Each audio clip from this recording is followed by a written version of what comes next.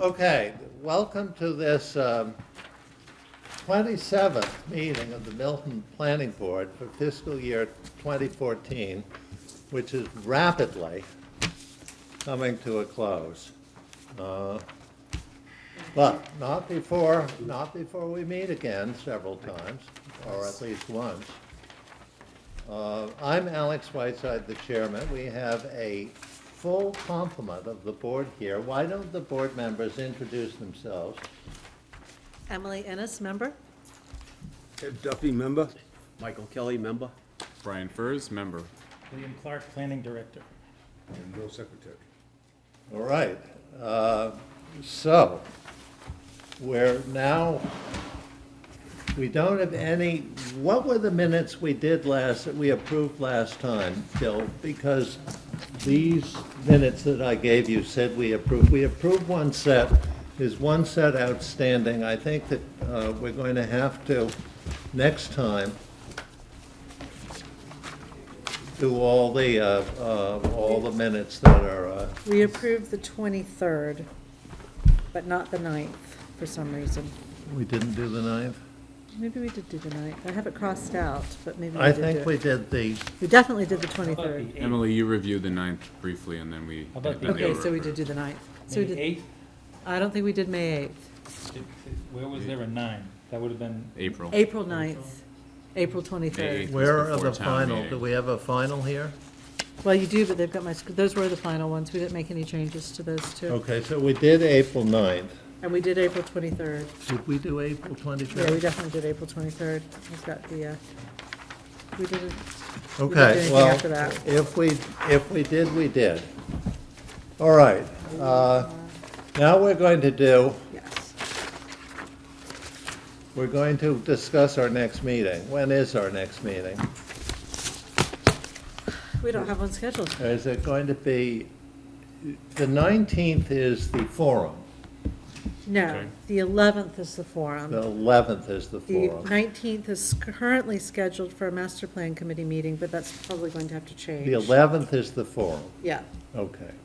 So we could do the 26th. why don't we do the 26th? That's our regular time. What are you looking at? I'm making sure nobody's nodding their head, because nobody's saying anything, so I'm looking for nods or, 26th is good. 26th, everyone, 26th is it fine. would be our regularly scheduled second and Thursday, And our last meeting of the fiscal year. and our last meeting of the fiscal year. Okay, now, we have several distinguished citizens sitting in the audience, and do any of you distinguished citizens care to speak at Citizen Speak? All right, well, speak now or hold your peace at least for tonight. What's the program for bed and breakfast bylaws? That's still on the agenda? It's not on tonight's agenda, but it's something that I'm still looking at, yes. I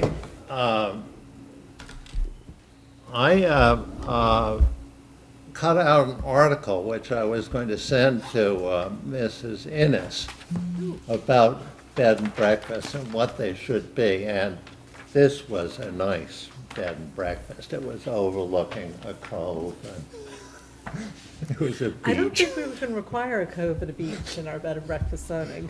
But I was thinking that there were a lot of good possibilities here, and it's on my dining room table, and I will get it to her, and I'll send you a copy, Mr. Cronin, so that we can advance this matter the way it should be advanced. Looking forward to it. All right. That seems to be about that seems to be the end of citizen speak. So we will now go into the East Milton parking study. Mr. Duffy. Thank you. I don't have it, a plan in front of me. I left that folder at home, I'm sorry. But I saw the color schemes of the A and B, the two A and B plans that Bill gave me. And it seems to me that they talk about adding maybe 33 spaces on the deck area, but they're gonna lose spaces on the road area across from the Gulf station, from the Shell station. They're gonna lose spaces, so it's, I'm not sure how many, whether it be 3, 4, maybe even 5, because they have to have access and egress on that side of the proposed parking. So, I also would like just to say this, that, I've done some reading on the history of the planning board, and, going way back to the beginning in the first few years. And more than once, the planning board would say, anything on the land is our purview, being on the planning board. And I think we've gotten away from that.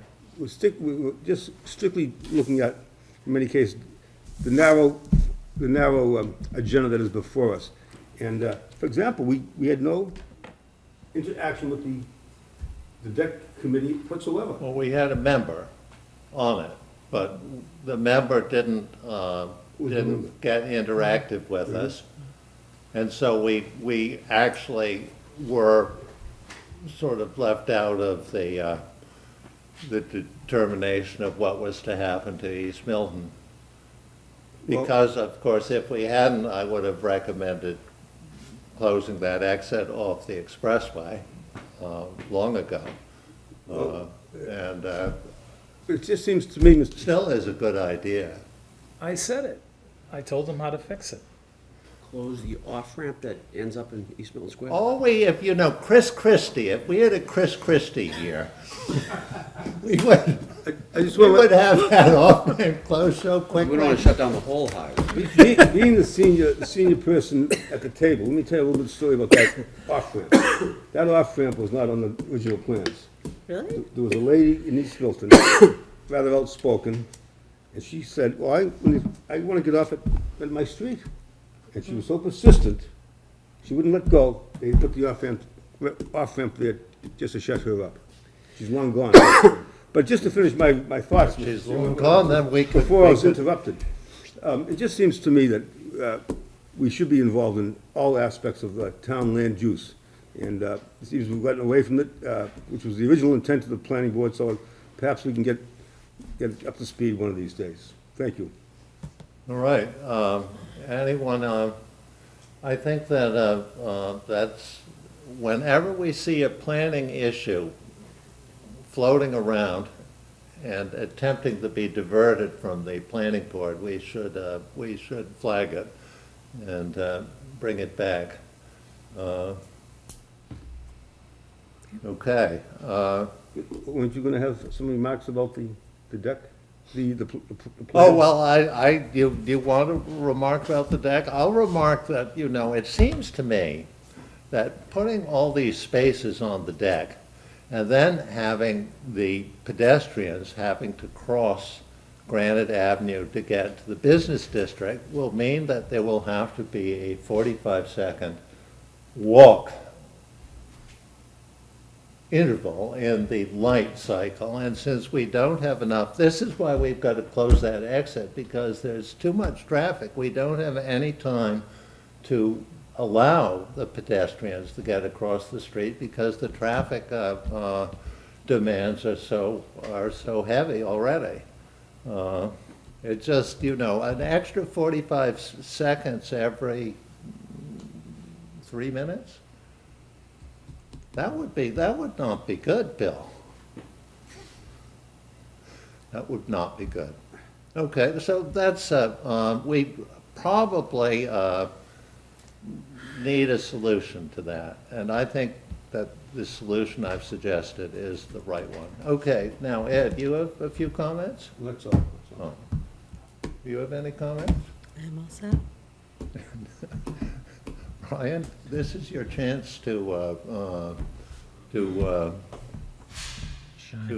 impact what happens in East Milton. Question: will this when the East Milton Square study is done? What's the ultimate goal for that study? Seeing Is that it- the study, the parking and access study is done. yes. Phase 2 right now is design engineering. So it's not coming. Phase 3 It doesn't will be come back to engineering. planning board at this point. It's No. And the only thing that will come back There'll be a 25% and then a 75% public hearing, both of them being run by Mass Highway. So what is the big phase one right now, just to add these 35 parking spaces? That was the big recommendation of the original study, is that 32 spaces. If you keep the slip lane, take away the slip lane, there's 40 spaces. The deck is owned by Mass Highway? Or is Mass it Dot. Mass, so it's a Mass Dot land. It's actually owned by the federal government. It's controlled by Mass Dot, and care and custody comes back to the town. Care and custody meaning maintenance, Yep. but not necessarily control or We don't design. have to do the, Structural on the side? thank you, we don't have to deal with that, that's federal. It just seems to Do me the that you grass, the have, highway, there's an awful lot of talk for 33 parking spaces, which I'm not convinced solves much of the problem over there. And we're working on putting in a green space for people to frequent. And at the same time in our town, we're worried about the air pollution from airplanes that are 1,200 feet overhead, but we're trying to create a park 30 feet above automobile traffic. So it just seems to me that the plan is not very well thought out, and that the site certainly has a lot more opportunity than what's being considered, but that's my opinion, if you want. All right, Mr. well, Whiteside. good. that was a year and a half of. We want to start our public hearing now, and we're going to come back to this. Because at 6:45, we have an advertised public hearing. And it says, the ad, on June 5th, 2014, at 6:45 PM at the Town Hall, the Planning Board will hold a public hearing on the proposed adoption of changes to the board's rules and regulations, which would add a new section 14 entitled Floodplain District Boundaries and Base Flood Elevation Data. And it contains sections regarding the floodplain district, base flood elevation, and floodway data, notification of watercourse alteration, use regulations, certain duties and responsibilities, and definitions. And all this is because FEMA has created new maps, and the new maps have been accepted, but we have to, the town, or the new maps have not been appealed, but the town has to accept them, or flood insurance in the town will be suspended. And doing, National Flood Insurance Program. right, would be suspended if we don't accept these.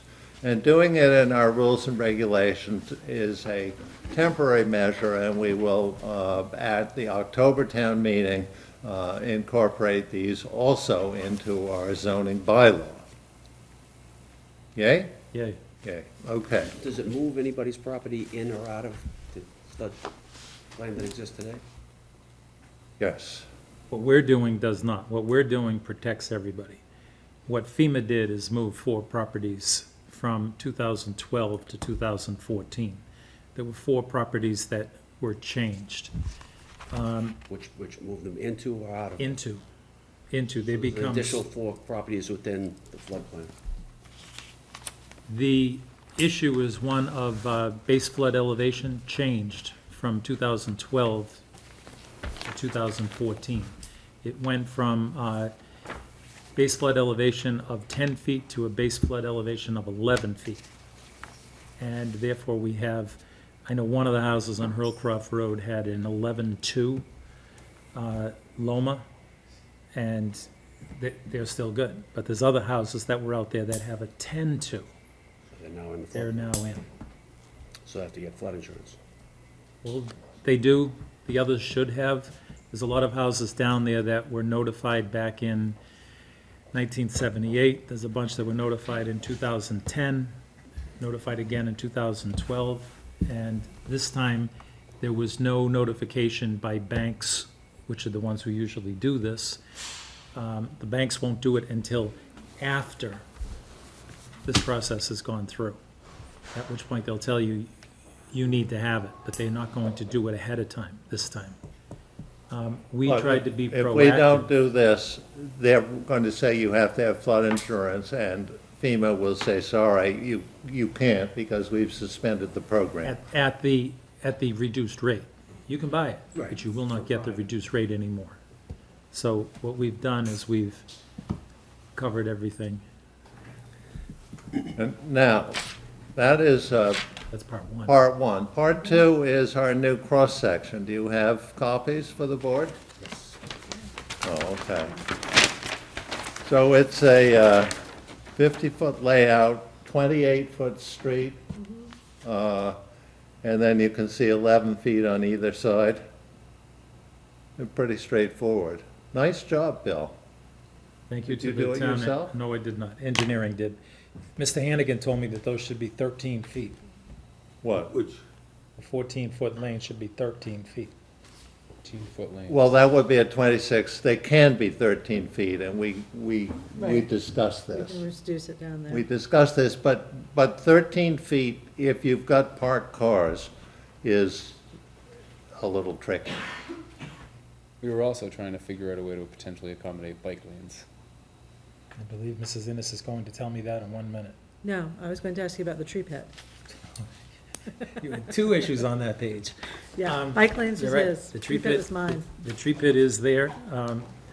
I lost my copy from the last meeting, so I had to ask somebody for theirs, and Okay, it didn't make it to this form. The tree. If the- you want to the- put it on, The tree is fine. I just want to make sure that we don't need it on there, because we want, if we're going to be planting street trees, we need to make sure we have enough room for them, This, and that they're properly Mr. engineered. Hannigan was actually really, he liked the idea that we had 2 feet to the property line for that tree. He liked that idea, so. Okay. But we don't actually need to show the proper construction of a tree pit on there, we can just. why do we need a tree pit? They don't have tree pits on Mark Lane. Why do we need a tree pit? Little children will fall into it and hurt No, themselves. no. That's not quite what it means, but go ahead. Because this is in section, right? So it's showing the general dimensions yeah, in yeah, section yeah. on here. All I'm saying is that it should also show in section how the tree is supposed to be installed. If you were showing everything else in section, then the installation no, of the tree this should is- be in this is section. a- This is, That was my this is question a to Bill. roadway cross-section detail. And I that's, understand and that's that. why what Emily's asking for is, okay, we have down a tree. Yes. But every time we have down a tree, we should be putting in there, look, there should be a 5-foot square that tree is going in. If Right. you have the plan, put the 5-foot piece This down is on there. on someone's lawn, and so they're Oh, gonna this dig a is on- hole, they're No, gonna this put it is- in. this It's on is- the right of way. this is the No, right it's of a way. tree, no, This- it's not. Not on the right. It's on the lawn of the person next That's where we to were it. getting easement. confused at the last meeting. says tree This easement. is on Yes. the regulation says you can put it in the. Right. And what I'm saying is, if we're going to at any point require a tree easement that has trees going into it, Which those we've done. trees need to be we need to We've- require we've done that it the before. trees need to be properly planted so that they actually have a reasonable chance of survival I- and not just plunked in. All right. So I- that's what I was asking for.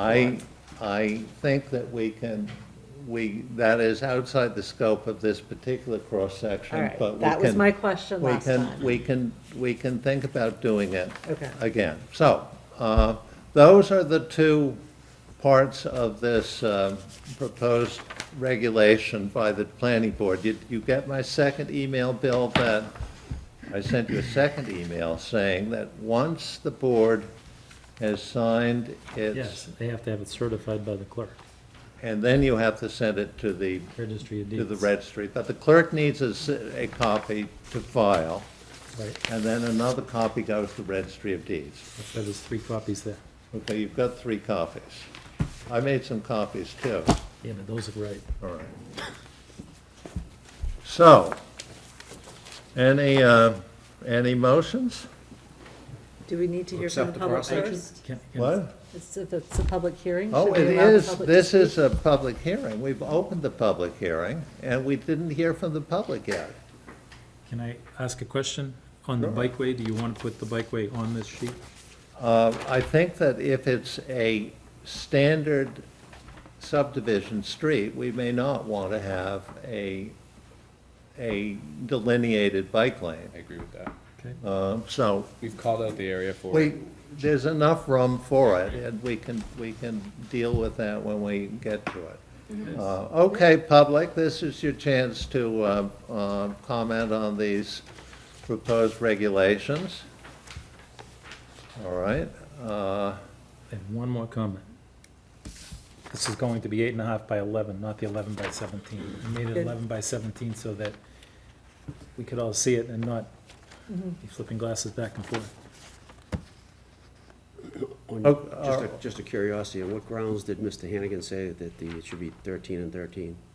He just Like felt that that's- 26-foot streets. He likes 26-foot streets. But we discussed this. I understand that, but I know you usually engineers have backup. They're not opinionated. Well, no, Mr. Hannigan has his opinions. Okay. Shall we have a motion to approve the change to our rules and regulations to adopt a new section 14 and to adopt a new roadway cross-section detail as Appendix A? Do you want them done in the same motion or one at a time?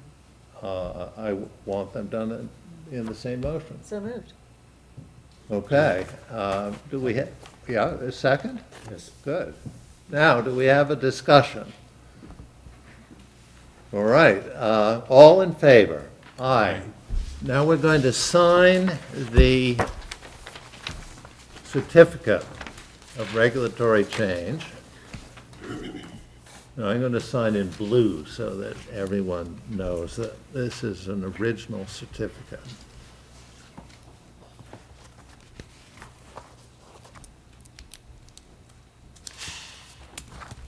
Eddie, I'll leave the second line for you. Afterwards, okay. It's more official.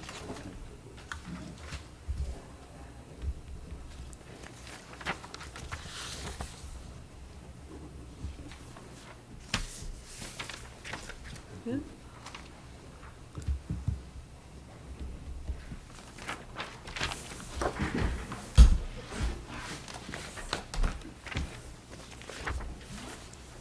Here is your file.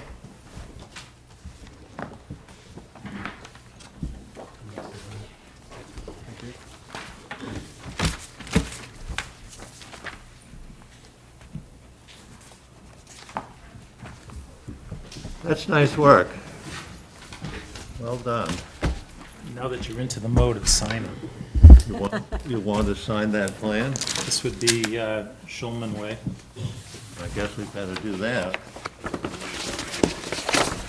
How many times, Bill? Once? Every sheet? Every sheet once. How many sheets are there? It's not that important. 5.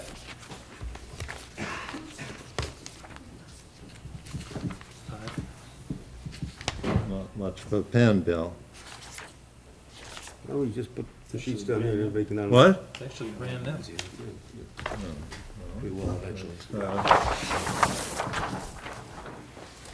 You don't get to do. We put down, Bill, or? Yep. Anybody else second? Yeah, go ahead. Do you have a second pen? Oh, it says the pen. No, I only got one Ball pen, no? No good? Sharpie. No. No, That's right, okay. it's time to kill. Oh, yeah, Bill. Well, no, this is a terrible, terrible Sharpie pen, and it's apparently brand new, which is, where do you suppose it was made? I don't know, but this, China? it's a very strong smelling Sharpie pen. It does have a good smell to it, doesn't it? Can you take that out?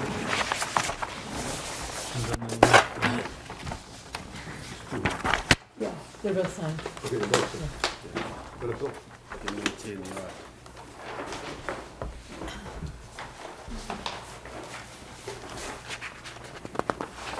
Thank goodness. They're all over the place. It's all over the place. Poor Mike. Bill, Mike.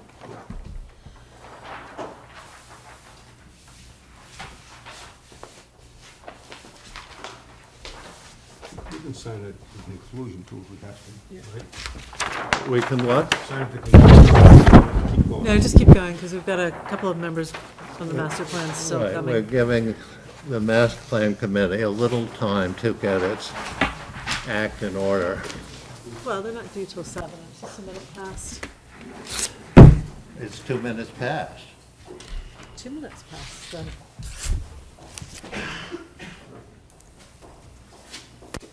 I had a quorum confirmed, so they will be here. Well, the nice thing is that with a quorum of the planning board, we can carry them Yes, until the. until their quorum is present. Right, exactly.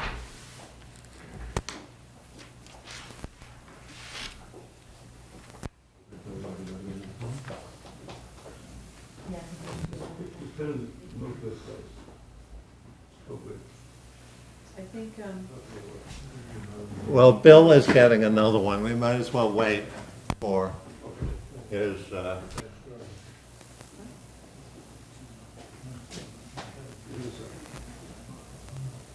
really is pathetic.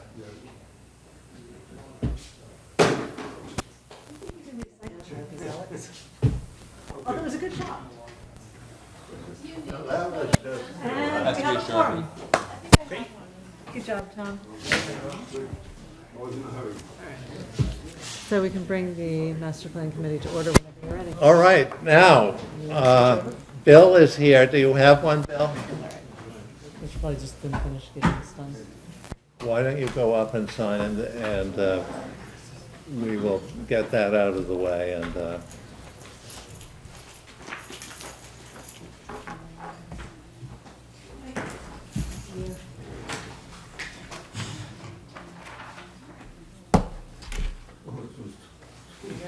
You look like John Hancock with this. I know, really. I don't even know if I can do it with this. Is that better? Too much now. They're on a different sheet.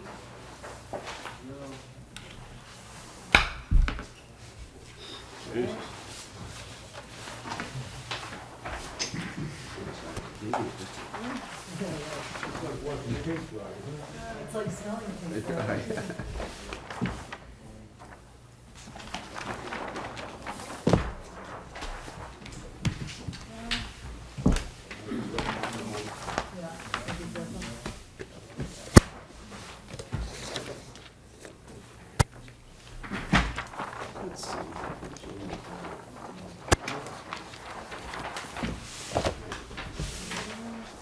Bill, confirm that you've got all of your needed signatures.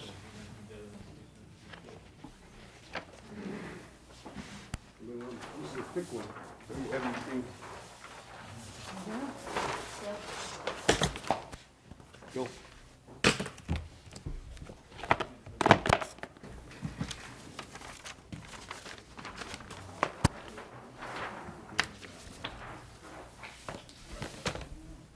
Now, it's 5 minutes past 7, and I'm pleased to be able to say that we are going to have a joint meeting with the master plan committee now. All right. And I'm going to turn the matter over to Mrs. Innes. Okay, so I'm going to call the master plan committee to order, and if you guys want to come up and sit around the table.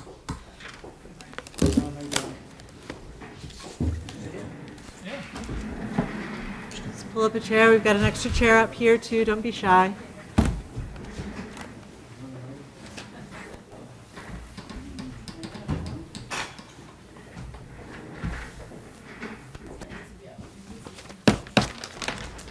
Richard, Wyatt. John, we've got a chair up here if you want to join us up here, or you can stay wherever you're most comfortable.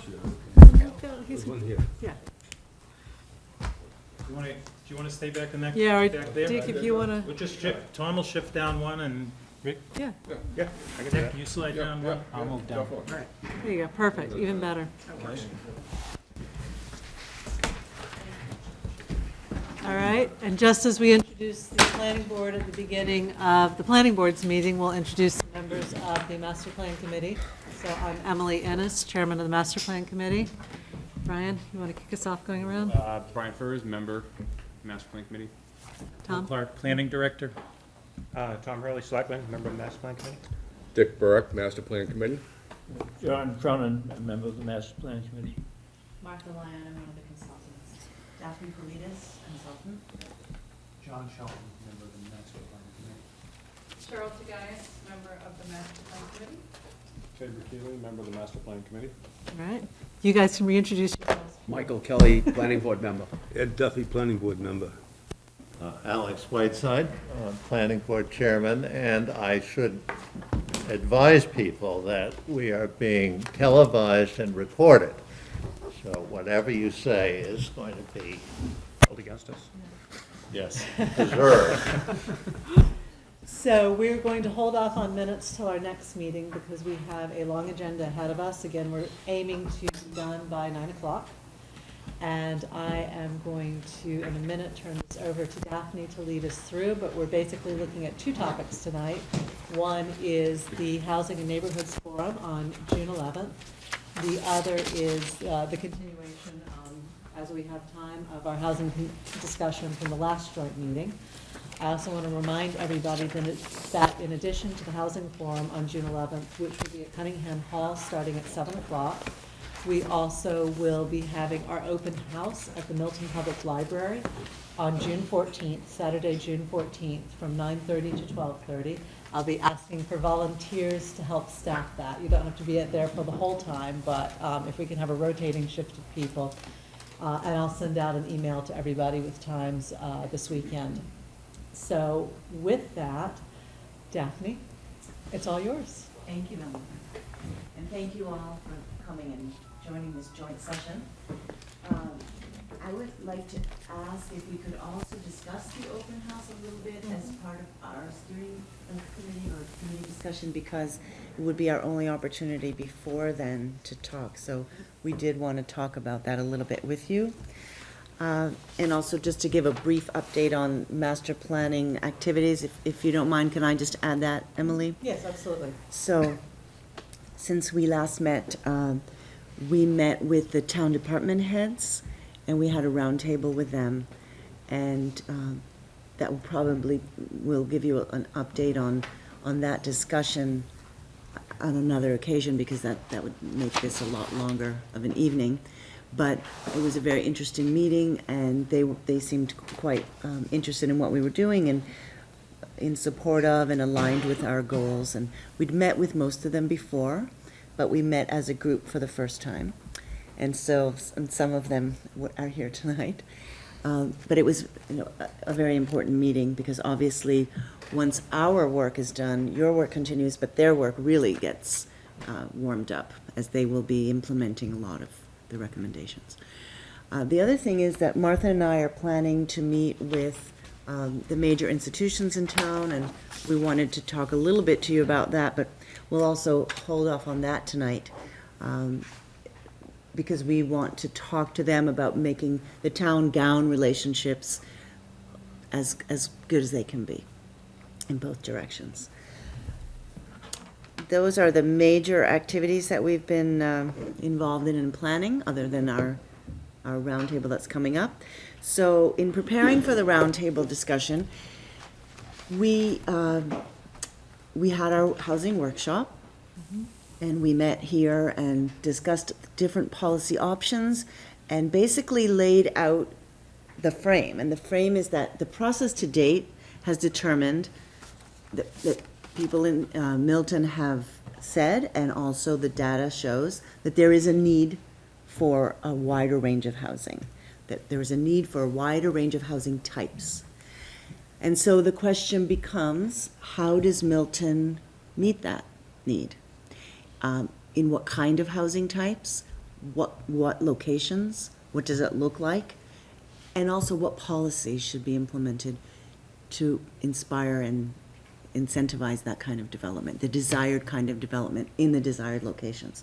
So that's really what we need to invite people to talk about. So in order to have that kind of conversation, that's a very complicated conversation, and it requires a lot of baseline information. So we are We did a little bit of a trial at the housing workshop, but what we're in the process of doing is boiling down the information further so that it's not so overwhelming and that we have only the critical pieces to work with. And we will also have reference materials available, but we want people to be able to have the basics so that they understand what the housing needs are, what the demographic projections are, and then what the existing housing is and where the gap is. And then we want to have that discussion. So what do people want to do? Do people feel that addressing 40B and getting 40B as a kind of, cloud over Milton is where the focus should be, being part of a regional solution for providing housing for the state and following the state rules first and then getting, that behind you? Or is it a matter of, should Milton focus on what are Milton's housing needs and what does Milton need to do to fulfill them, and all along the way do as much as Milton can do to make those count towards the state inventory. So that is one decision point, but there are many decision points once we make each one. And so we want to be able to guide that discussion in the best way we can. So we'll start with a PowerPoint where we do some definitions and laying out some facts, and then laying out policy options. And then we'll have two handouts. The first handout will be I don't want to share it with you because it's still not complete, but it's basically a 2-pager on housing in Milton. And there's a little box here that says, for affordable housing, see the second sheet, which is definitions of affordable housing and also some housing policy options.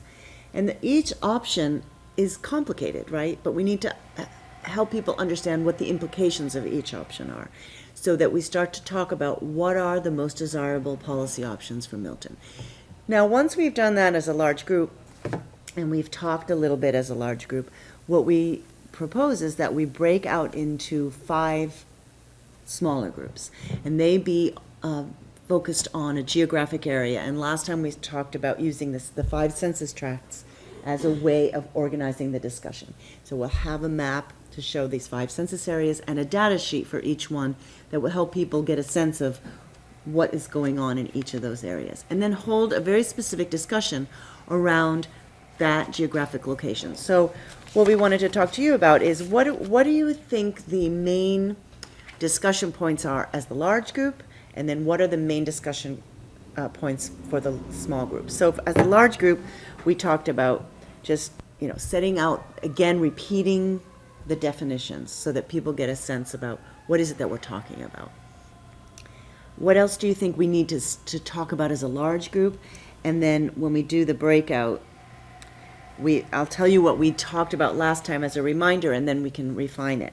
So we talked about, obviously, the policies, non-conforming uses. What about the existing non-conforming uses? What do people feel about them? And what can be done about them? The need for neighborhood-oriented services. So in each neighborhood, is it appropriate that every neighborhood have small-scale retail that is sort of a, convenience store, dry cleaner, and if so, where? Also, we talked about the fact that not every neighborhood has equal access to recreational facilities, open space, and other amenities. So is that something that we need to address? What By else? census tract. Excuse me? By census tract, By census tract. right. As an organizing structure. And presuming there's more than one neighborhood in some of the census tracts. That's right, exactly. I think, just to refresh, there was one census tract which included Upper Canton Avenue and Brush Hill. That's right. That is where most of the undeveloped open space is located, Right. and where there is no convenience store Mm-hmm. or gas station, cookie factory. Spoke about non-conforming uses. Mhm. I think it would be appropriate to probably also speak about pre-existing non-conforming dimensional issues. We've heard about that at some of the other master planning meetings, that there are structures, many residences that are non-conforming and can't be modified at this point to be brought up to That's current right. standards because they don't conform. And that was mostly with regard to residential structures. And there was a proposal presented to the planning board on modifying the bylaws so that they could be amended by the Board of Appeals, or variances could be issued by the Board of Appeals more readily. It was by Ned Cochran and Bob Sheffield, Right, and Ned Cochran did send that to us. two and we're- local councils. Yeah. We're gonna review that. You understand what he's trying to do? No, I don't, I've read it and I'm a little perplexed. I know that there's about 4 of them in today's Milton Times, advertisements for Oh, on the variances. little small, 8 feet instead of 10 feet and things like that. No, but I was just looking at the text of what he proposed and I was puzzled because I didn't see that it was going to accomplish much. So we're gonna hold a meeting with him to discuss that particular proposal as well as other ideas he has about the zoning bylaws. So we should talk about is it just a feeling of being perplexed, not understanding what his intentions are, or are there specifics? No, I think that the idea is to make the variance process easier, Right, as well as protecting legitimate interest. And I suppose, you know, the deck situation, the interest it protects is the setback requirement, because the deck usually goes much closer to the neighboring property than the setback requirements allow. And whether or not this should be made easier or not is, you know, if the process can be made easier, but the idea of protection afforded by setbacks is not lost in the process, then I'm for it. Daphne? One of the things that I've run into with looking at several single-family homes where people are looking at additions is that they run into the definition of stories issue. So the existing homes may meet the 35-foot height requirement, but they don't meet the definition of 2.5 stories because of the way the topography works. And so they're then in a bind because they're non-conforming, and to change anything, they need to get a they variance. need to get a variance. Yeah. That one in particular, I've seen several times, and I think it's probably more common, a lot more common than just those several that I've seen, because it's in the Residence C districts. You don't have a lot of land, around the property, so if it's a sloping piece of property and you have a basement that's a true basement, then that gets counted as your first story, and it's in no way a true habitable story. first story. Right. And these are pre-existing homes built in the 20s and I think some before probably, but the ones that I've seen were built around the 1920s. What other variances have people seen? Because this is a good thing to push Yeah, back it is. Right. a little bit. We've got height, we've got or definition of stories, we've got setbacks. So there are others that we've seen that have been an issue. They're all adding value. Well, Emily, just one of the things about these additions, again, a couple of these people, one of the realtors in town asked me if I'd speak to them because they just can't find the home that they're looking for, but they want to be in Milton. And what a lot of the homes lack for the buyers that she's working with is the size of the kitchen, sort of a little bit of a family room area next to the kitchen. So if there's a young family and someone's in the kitchen, the children could be there in the same area. And then sort of a master bedroom or a master suite. Because those are older, because those are newer concepts in housing, Right. and more than 50% of the housing, I think, is since was So a developed lot of 1960. these houses have 3 bedrooms, maybe upstairs with 1 bath, and maybe a half bath downstairs. And what people are looking for is a master bedroom with another bathroom. And some of them, like one, I met with a woman actually last week, and she said, we don't know if we can stay in this house, you know, because we're really bursting at the seams, and here's what we'd like, you know, what we need, but we're not sure we can do it on this piece of property. And then, you know, there's a question of then whether they can stay in Milton if they can't find the right thing. So I think that's the pressure point, or the Right. residents see the houses are not quite meeting, you know, the needs of today's buyers. And then they bump up against, if they want to do an addition, is there a risk associated with it because they have to go for a variance? Right.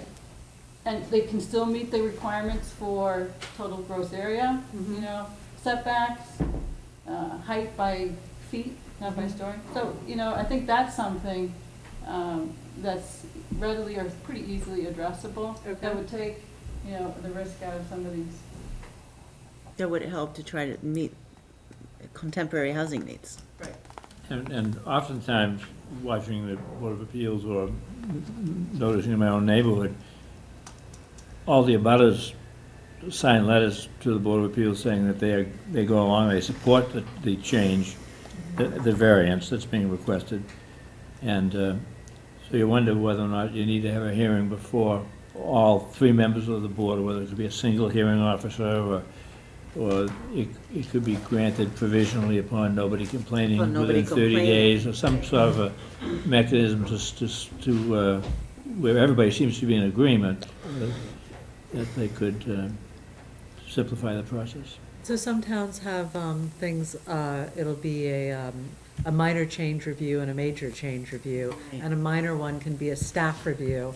So if it goes through, it meets X, Y, Z conditions, there's no opposition, the staff, whether it's building or planning, depending on the type of permit, can just be signed off on. If it's a major one, it has to go to the respective boards. So that might be something that we look at as a possibility. How prohibitive is this zoning variance process? Is it time-consuming? Is it costly? Is it? It's all those things. Yeah. And it also, the standards. The standards are such that there are only a handful of cases that are legitimately entitled to a variance under the law. And most variances are granted because there is no opposition. Right. But it is, you know, it's a legal procedure, and there are legal rules which are there. It's the law. You can't monkey around too much with the variance procedure because it's a legal procedure. But the ones we're talking, the ones I'm hearing being talked about right now seem to be with the approval of most of the abutters. Would this require, do you need an attorney? I've never gone through this. Do you need an attorney to get a variance? You Yeah. do. You do. Not necessarily so. You don't need one necessarily. If you're, you probably will hire one though. Yeah. Just to make sure. It's a little faster. I have presented variance requests without a lawyer. I mean, the board is usually, most boards are not adversarial. Right. They want to listen. And frankly, you bring in a lawyer and sometimes it defeats the intimacy that you want to develop around a table. You know, nobody's trying to game the system. And if they do, it's the abutter who typically writes the letters and says, he's really going to make it 2 feet instead of 7 feet. And the building inspector gets involved, and it doesn't happen. And I think when there is honesty and transparency in variance processes, it's fine. The issue is that the town has a process now, and it has a set of guidelines right now, Right. and we're tinkering with it. And when you start tinkering with it, the massing of the buildings, the scales of the neighborhood, it could be very radically imbalanced, although we are well-intentioned in doing that. I.e., well-intentioned in making modifications because we have a goal, a need for a wider range of housing. Well, it's like a little bit of a Swiss watch. You're modifying a few pieces. Be careful. But I would say that there are many, if one did an inventory, there are many homes that are non-conforming to the existing zoning and that were built before the zoning was put over them. So all these homes that were Yeah, built in the right. 1920s, the zoning came around in 1935 or To whatever it was. Brian's point, they're pre-existing work. non-conforming conditions right now. You're not gonna make the people tear down the houses, and you're certainly not gonna make them move them, But when No, they bring want them to into make their conformance. changes, But when they if- want to make but their it changes. Well, restricts what they that's can do. kind of, unfortunate, I would say. But that's when you hire an architect or you hire an engineer and you see what you can do. Well, again, if you're gonna make changes to your home and it's non-conforming, it's a process. I think it restricts the value of the property, it restricts the reuse of the property, because somebody's going to have to take the risk that they're gonna go through a process before they're going to buy that home. So if you're gonna buy that home versus the next home, you're not gonna buy the home probably that has the risk associated with improving it. So I do think it's an unintended consequence of this, of the bylaws that really should be looked at with respect to the residency. And I think it would do us well to go out and understand how large a section of town we're looking at, because I actually think it's pretty large. It would be worth, I think, checking with the ZBA to find out how many variances they've done over the last X number of years, how many of them were for situations like this for a pre-existing non-conforming house, and having that data. It sounds to me, just from this discussion that's starting, that this is something that we probably want to talk about at the Housing Roundtable or bring up for people to think about. Without going too far into this, because we do Right. have the long agenda, what else are issues like that that we've seen or heard about at town that we should be talking about in these breakout sessions? So for example, if this is primarily a residence C, those census tracts that we're breaking into that have residence C, this will be a topic of conversation. Something else that may come up, because I've heard it going around before, are in-law apartments Right. or illegal apartments, and that may pop up. This is something else that we should consider. What other issues like that have been around? Emily, what about the, there seems to be two families scattered sporadically around town. I'm not familiar exactly with how those were done and what the zoning is relative to two families, but it's something I've. more Pre-existing non-conforming Right. again. So, okay, so that's another one that should be But looked they at, would- because, But you could put a two-family if you put it between two families. Yes, The house next door is two-family, you can have a two-family. but not across And- the street, correct? It has to be Right. actually abutted, And yes. the bylaws do allow for in-law apartments.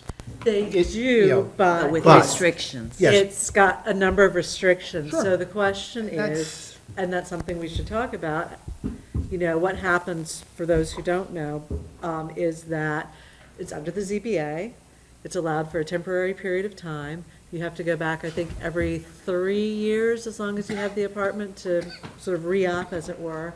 It has to be constructed in such a way that when the person who's living in the in-law apartment leaves, that it can unbecome an in-law apartment and go back to being the regular single-family home. That's one issue. The other issue is there are illegal apartments in Milton. They're obviously fulfilling a demand. So some of them may have originally been in-law apartments that have been converted, some may have been turned into apartments. I don't know how many there are, but I've seen one or two and I've heard about more. If they're fulfilling a demand, is this something that we should add to and regulate? Is it something that we should continue to have not be allowed? Should we allow for secondary apartments and houses because there seems to be a demand for them? What should we do? But at this point, we're not trying to answer that. We're trying to determine, is this a topic that we should be adding to our discussion at the Housing Roundtable? I have another observation to throw out. There are home businesses, people who are accountants or perhaps very benign service providers, and they declare that most likely on their taxes. We have a home business bylaw, so. All right, and, okay, that's Yeah. fine. There's a raft of issues with that, and I'm sorry I didn't know that. Yeah, it's, you might not have, because it's relatively recently, I can't remember which year it was, but certainly within the last 10, so. But we do have that, but it has restrictions on it, so. It seems to me that what you're pointing out, and going back to the variance thing, changing the procedure is not what is needed. What is needed is changing the zoning.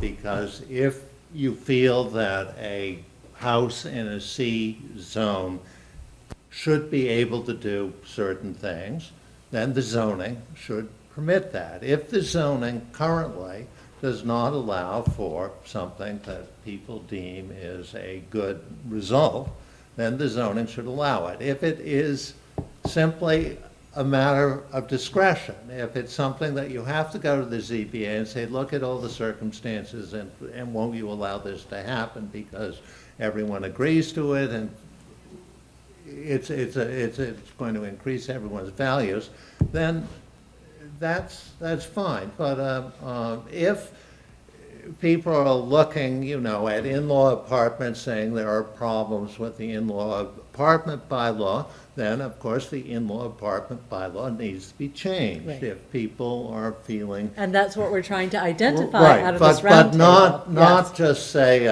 let's have an easy procedure in which we can waive the zoning. Let's change the zoning if there's a reason to change the zoning, and certainly if there's a reason to make a more streamlined procedure, let's do it. But as I say, there still have to be adequate protections. So that's why we have to be clear about identifying needs and goals and objectives. And once we figure out what it is you want, then we can figure out how to devise the procedures and the policies that support what you want. How are you going to, I mean, determining what people want is going to be. Determining what people want is part of the function of the Right. Housing Roundtable. So what other issues are out there that we want to make sure are brought up at this roundtable? With the understanding that what we're doing is that we're gathering data at this roundtable. We're informing people and then allowing them to tell us what they're hearing. Cheryl, I see your hand Well, up. I just, on the in-law apartments, has there been feedback that the bylaw is cumbersome or not working? Does anyone know? All I know is I haven't heard that there's been feedback either way, but, Today's newspaper said that 19 or something like that. sorry, what was that? 19 of those have been approved. Something like that, And yeah, I according don't to- remember There's offhand, an so. editorial or something by Laura Mhm. in today's paper. And is part of the thinking about that bylaw relative to the sort of aging in place idea? With my age and sort of the aging in-laws and aging parents, that what to do with, relatives at those ages does become a question that I think many people face, and because people are living much longer now, and they're not necessarily wanting to live in assisted living or in a nursing home and don't need that. So I do think in that context, in terms of how we bring it up at the round table, I think it's important, because I think many people may not understand what the intent of this, provision is and how it relates to, Right. some of the things that we've been discussing. That's right. Bed and breakfast is another topic in this category, and there are 4 now advertised online for Milton, but we understand they may not be inspected by the Board of Health, and they may not be taxed for the Right. value that they have. We have no specific bed and breakfast regulations at the moment, so there's nothing to allow for taxing under the hotel tax. There's nothing to allow for inspections by the Board of Health. You are allowed to have up to 3 lodgers in your house, not unrelated lodgers, I believe. So the question would be, do we as a town want to specifically allow bed and breakfasts?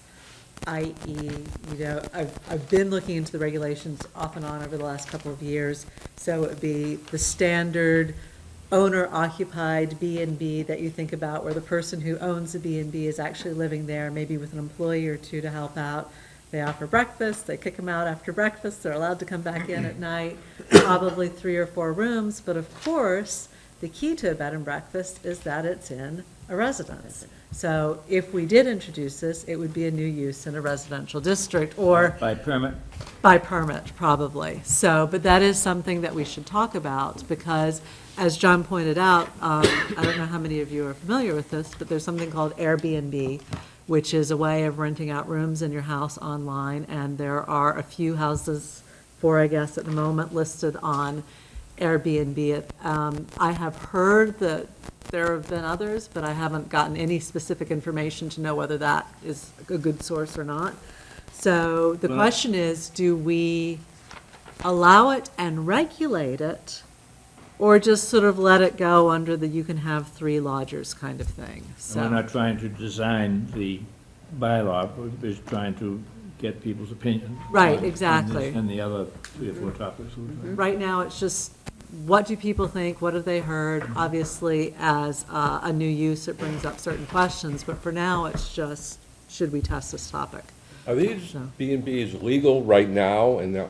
If it's less than 3 lodgers, yes. Okay. Or 3 lodgers, and, I mean, technically, because you're allowed to have 3 unrelated, but if you're talking about the fact that a B and B is essentially transient rather than long-term lodgers, I actually don't know. That's a pretty gray area.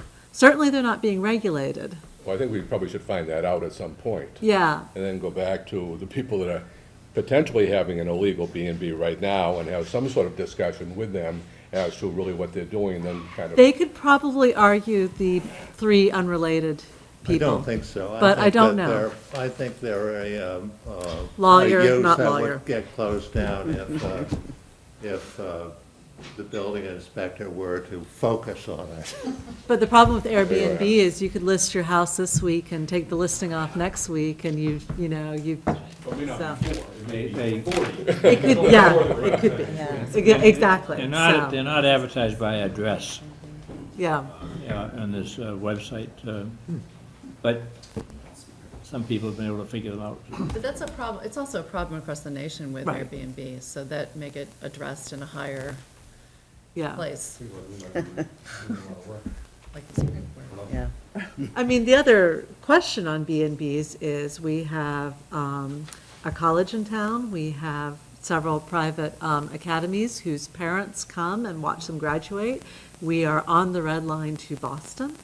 We have beautiful, walkable and bikeable scenic areas.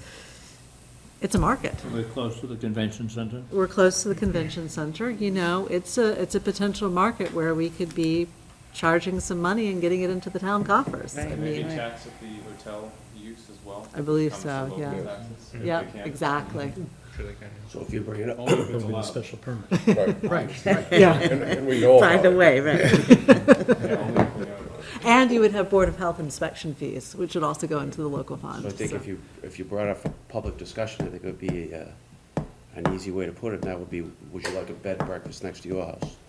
Well, and that's part of the discussion, is I think people bed and lose that. breakfast, yeah, bed and breakfast in general. Yes, great idea, bed and breakfast next to my house, well, what restrictions are going in on it? And that's absolutely part But of the maybe that is conversation. the way it should be framed, right straight out there. Yeah, absolutely. It's the same thing is true with the apartment. If you want your neighbor to have an apartment, because, for instance, it's a parking problem. Right, I know of one street on Milton Hill where the next door neighbor has a tenant in the servants' quarters on the 3rd floor, and the parking doesn't work, and it's an annoyance. so that then brings up the question of how we would regulate those things, so. Excuse me, I'll be right back. So it's perplexed and has gone to collect her thoughts. Daphne, what's next? What about parking in general? Now, this was something that was brought up, and I know there were new regulations, and they were supposed to be enforced about, in certain areas of town, people paving over their yards for parking, and I've forgotten exactly Oh, in the residential. Number of vehicles. per how many residence. vehicles, and I don't recall that it was truly resolved. I thought a lot of people were, Didn't we do a front yard paving Yeah. There is something, yeah. bylaw? 30%. Yeah. You're allowed up to 30%. Of your front. Of your front, Front yard, front yard setback. As opposed to 100%. So we attempt to regulate it. And Is it, we do have an open space requirement for lots, non-paved, open space.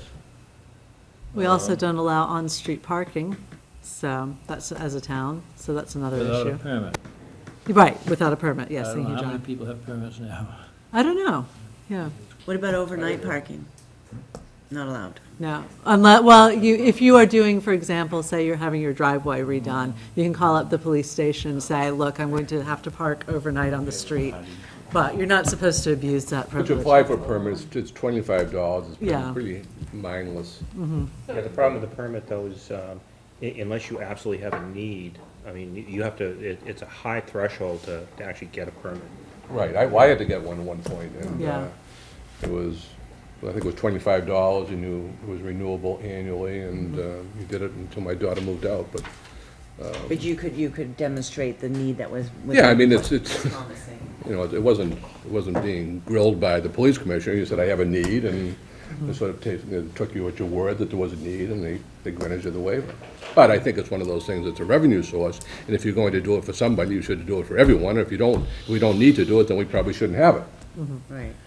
So speaking of parking, it reminds me of, we talked about an overlay, possibly an overlay district, but to have mixed use in the commercial districts where we could have residential. Yeah, the transition uses up zone, above. right. And, you know, how we would park in those would be a question, because there's no, many of those buildings don't have any excess land, that the building's taking up most of the land because they're, at least were built some time ago. So I think addressing the parking in that context, I think would be important. And the other place I think it's important is in the multifamily where, for example, I know a lot of the discussion with the Hendrys or 131 Elliott, it's, you know, a transit-oriented site because it's right next to the trolley, and do we look at whether there's any difference in the parking requirement when you're on the trolley versus elsewhere in town?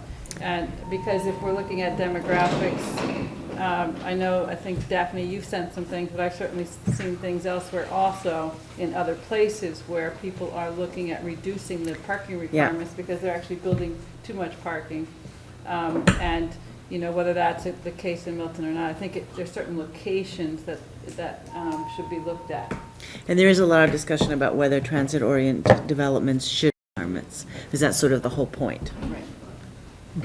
What else? What else for the housing roundtable? Daphne, are you getting, Oh, yeah, this is good, this is very good. No one has said anything about recreation. Pocket parks. They said there should be recreation for all ages, that it's primarily focused on the younger age group until about 8th grade, then it's kind of varsity in the high school, and then that's it. Meaning other than playing fields, is that what Right. you're getting at? Yeah. Right, Other type of. right. because there are neighborhoods in town that don't have access to playgrounds or little parks or things like that, Yeah. so.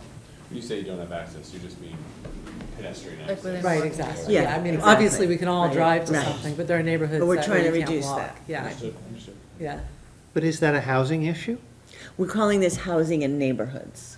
So it's Okay, what so makes it's up the considered a component. And neighborhood that's issue, why, not and that's housing. why Got the it, got it. parking is Okay. also part of the Exactly. discussion. That's same thing for the non-conforming commercial Commercial uses, or uses. institutional uses for that matter. Right, in that's the other neighborhoods. one. Yeah. Convenience stores fit into that too. Yes, Yeah. absolutely. I think there's a need for a convenience store somewhere in that Brush Hill, Blue Hill, Upper Canton Avenue, Blue Hill Avenue area. And a one site of non-conforming is the old AA Road Yard at 1094 Blue Hill Avenue, which is a contractor's yard, about 2 acres in size. It's right across from the entrance to Curry College, which would be a market that it would serve for Tedeschi's or Right. wine and beer store, marijuana dispensary. No, not zone for marijuana We dispensary. should talk to the police chief about that Yes, one, right.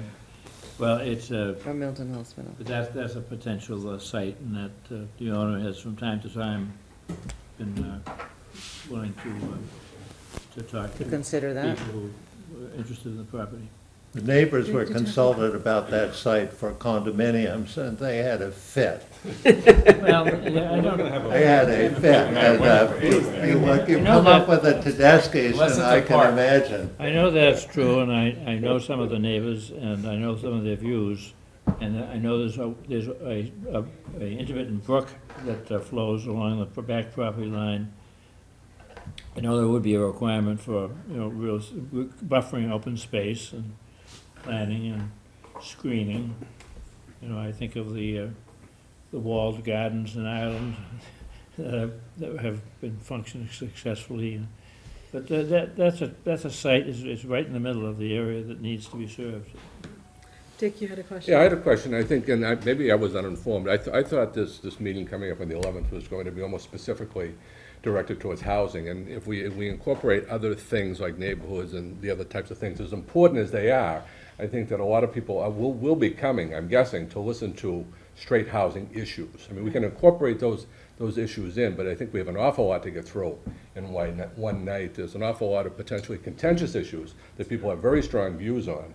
And I think we might be biting a little bit more off than we really need to at this meeting. And that's- It's a good point. It's a good point, Dick, and maybe what we can do is have it so that that part of the discussion is very, very defined and controlled.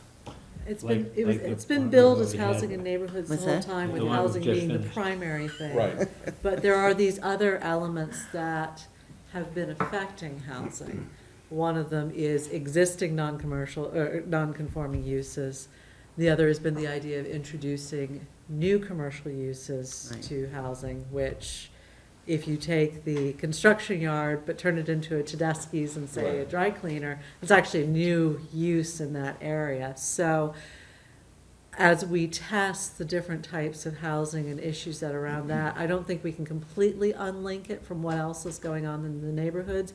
But as Daphne said, and your point is a good one, housing alone is such a big issue that maybe we ratchet down and just try and get some input on the other things that are concerning people, but really focus Well, on going housing. to, I think Alex is one of his, your pets is a condominium issue and how we're going to deal with that, and as well as the 40B issues, and do we need more apartments, and these. I agree with you. I just don't see that there's any, I mean, talking about non-conforming commercial uses is an evening in and of itself. Just what you're gonna do. I mean, John talks about doing a little Xanadu around the Tedeschi's. I mean, maybe, but what sort of taxes would it yield? But I would strongly suggest that we do housing, and not, drag in these other things, because they're not, there's just so much housing. We're not going to get through it all. Well, should we have a separate night on commercial? Yeah, I good. think we have the north. I think that would be great. I will have to talk with the consultants about their scope on that before anybody should agree to anything. I will say, however, that how and where people choose to live is in part determined by what's around them. So these issues are going to come up as part of housing anyway. Now, we can structure the roundtable so that there's a part where they get to discuss those issues that aren't specific to housing. And I think we should have that and then make the bulk of the rest. So, if we have half an hour where people are allowed to brainstorm of, when I'm looking for a house, I'm worried about these other issues, however we want to do that, Or I we think could that even works. just have it as a written thing where we have a checklist. Okay. And people are instructed after we've had the housing discussion in the breakout groups. Yeah. To just kind of go through and give us their thoughts on Well, I those. think that's important, especially when we're breaking under these groups as a census tract. You're looking at fairly different elements of housing throughout the town. And that's why. What is Right. required in one area is not required in Exactly. another area, or desired. Or desired, And- exactly, and that was the Little point or of no that. land available for development in several of those census tracts. A key feature, whether or not it's even possible, but then it's also whether it's desirable, And I think it's once it is important possible. For us to spend less time talking as a large group, other than to define what we need to talk about in the Right. smaller groups, and Yeah. then let the neighborhood groups define what might be appropriate or inappropriate in specific areas. Yeah, we keep, in this planning process and before the planning process, we have people keep saying, well, we'd like to have a supermarket in the town, or we'd like to have a Whole Foods, or and The fact of the matter is that the town has talked about supermarkets and malls, and it hasn't got off the ground because it's just impractical for any of the sites that have been considered. Milton has supermarkets conveniently located just over the borders. Randolph, Hyde Park, Dorchester, Quincy, and that's the fact of the matter is, and I don't think we should spend the housing discussion doing that, talking about that. The other thing is the idea keeps coming up by I think a very well-intended friend who says we should have Derby Street Park shops in Milton, as they do in Hingham, and it must be making a lot of money for Hingham. Well, it is making money for Hingham, but it takes 48 acres to make a Derby Street Park, and we don't have 48 acres anywhere unless we took Milton Academy and a cemetery and converted it into a Derby Street Park. We're not going to do that, so we should put that idea aside. And in fact, since John just finished speaking, I want to take the opportunity to recognize the work that he and Alan Bishop have done on the existing conditions map, a copy of which I have to spread out so we can all have a look at it at the end of the meeting, and we'll get you the PDF. The last PDF I had still had some changes that needed to be made to it. But when you look at what is and is not available in the town, it is really interesting. And at the open house, this is one of the maps that we're going to have up there so that people can see, because it's got the conservation restrictions on it. It shows where it's built out, it shows where it's not built out, and it is a very interesting map. And the rest of town needs to be aware of this. I think the thing that we need to keep in mind with that, though, too, is that 2 of the 40B proposals are sites that were assembled. Yes, And agreed, yes. it's not impossible for people to assemble sites. Yes. So, I think while we might say, we're well protected because we're well built out, I think that there might be a little bit of a fallacy in that line of thinking. It's not so much that we're well protected, it's where things could or could not happen. And I think one of the interesting things that John and Alan Bishop, who is our GIS specialist, have done is start to try and identify some of the land that has actual conservation restrictions on it. Now, in the case of the Milton Muse 40B proposal, that was land that had a conservation restriction on it where the conservation restriction expired.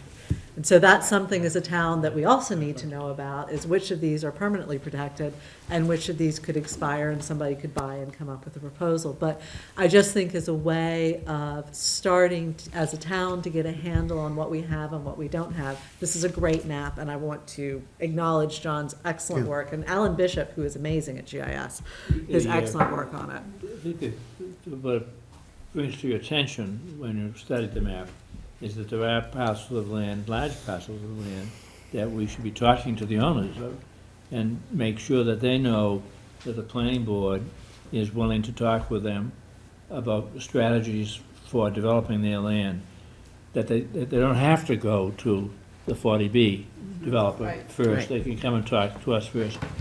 Well, I would And hope. one of the strategies that Lincoln used was that the town of Lincoln would encourage them to hire an appraiser, and the town would hire an appraiser, and they would work out different schemes changing it from single family to multifamily, or to maybe senior housing or something, and try to carve out open space that would be beneficial to the town, and to approve a plan that was agreeable to both. But right. we're not doing that.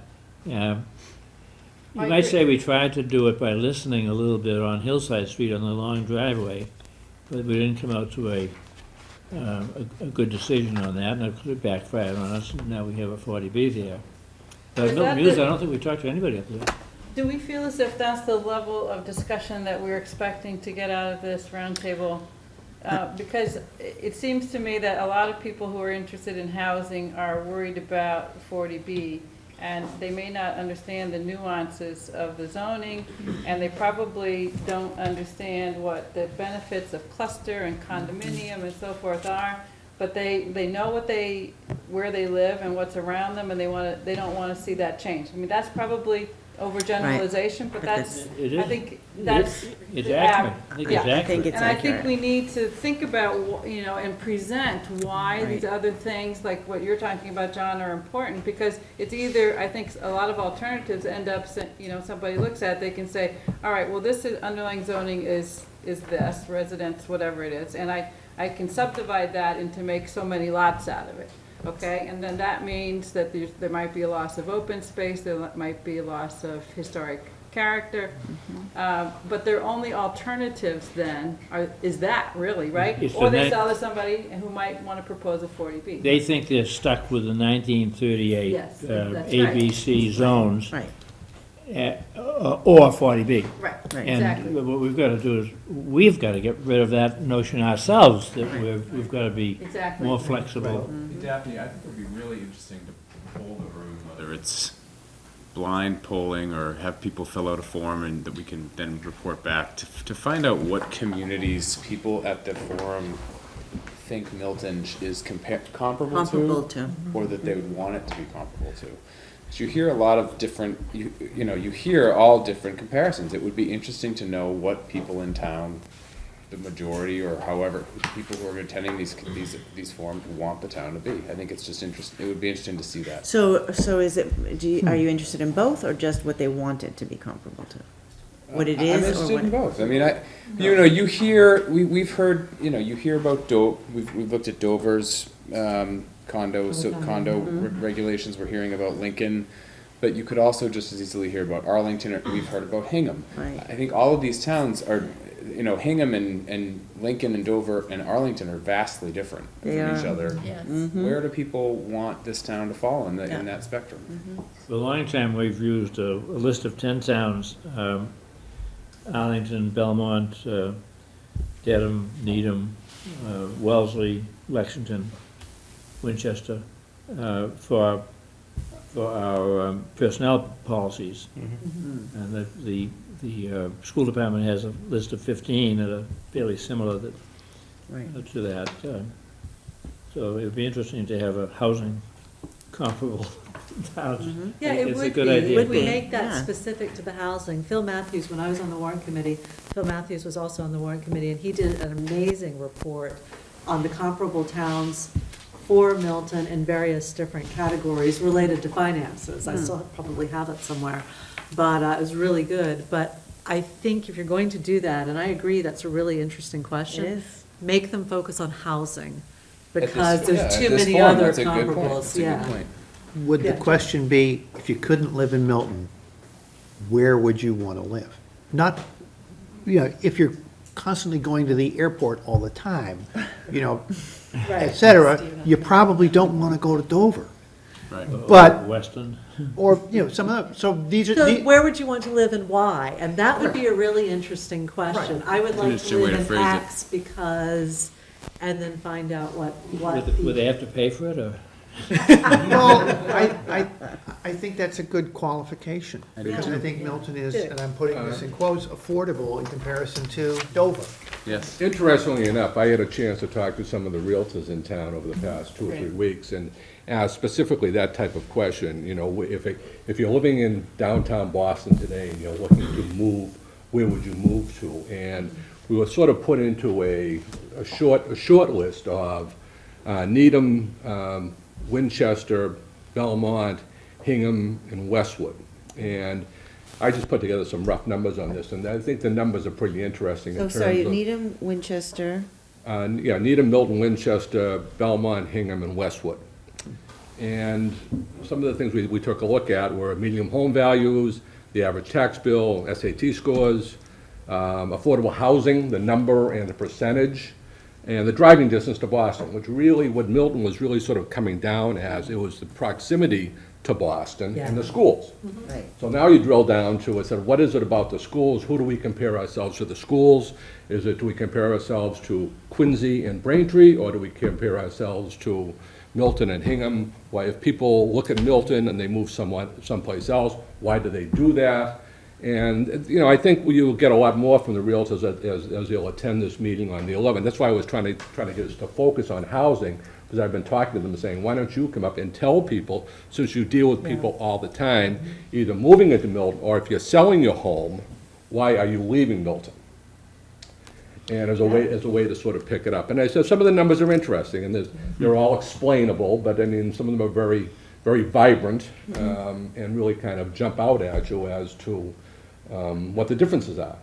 The realtors We are don't real imagine. key for Right. understanding what's motivating people in and to come in and to go out of Mm-hmm. Milton, so that's great. Boston Magazine, the March issue, has quite a comparison of the suburbs around Boston.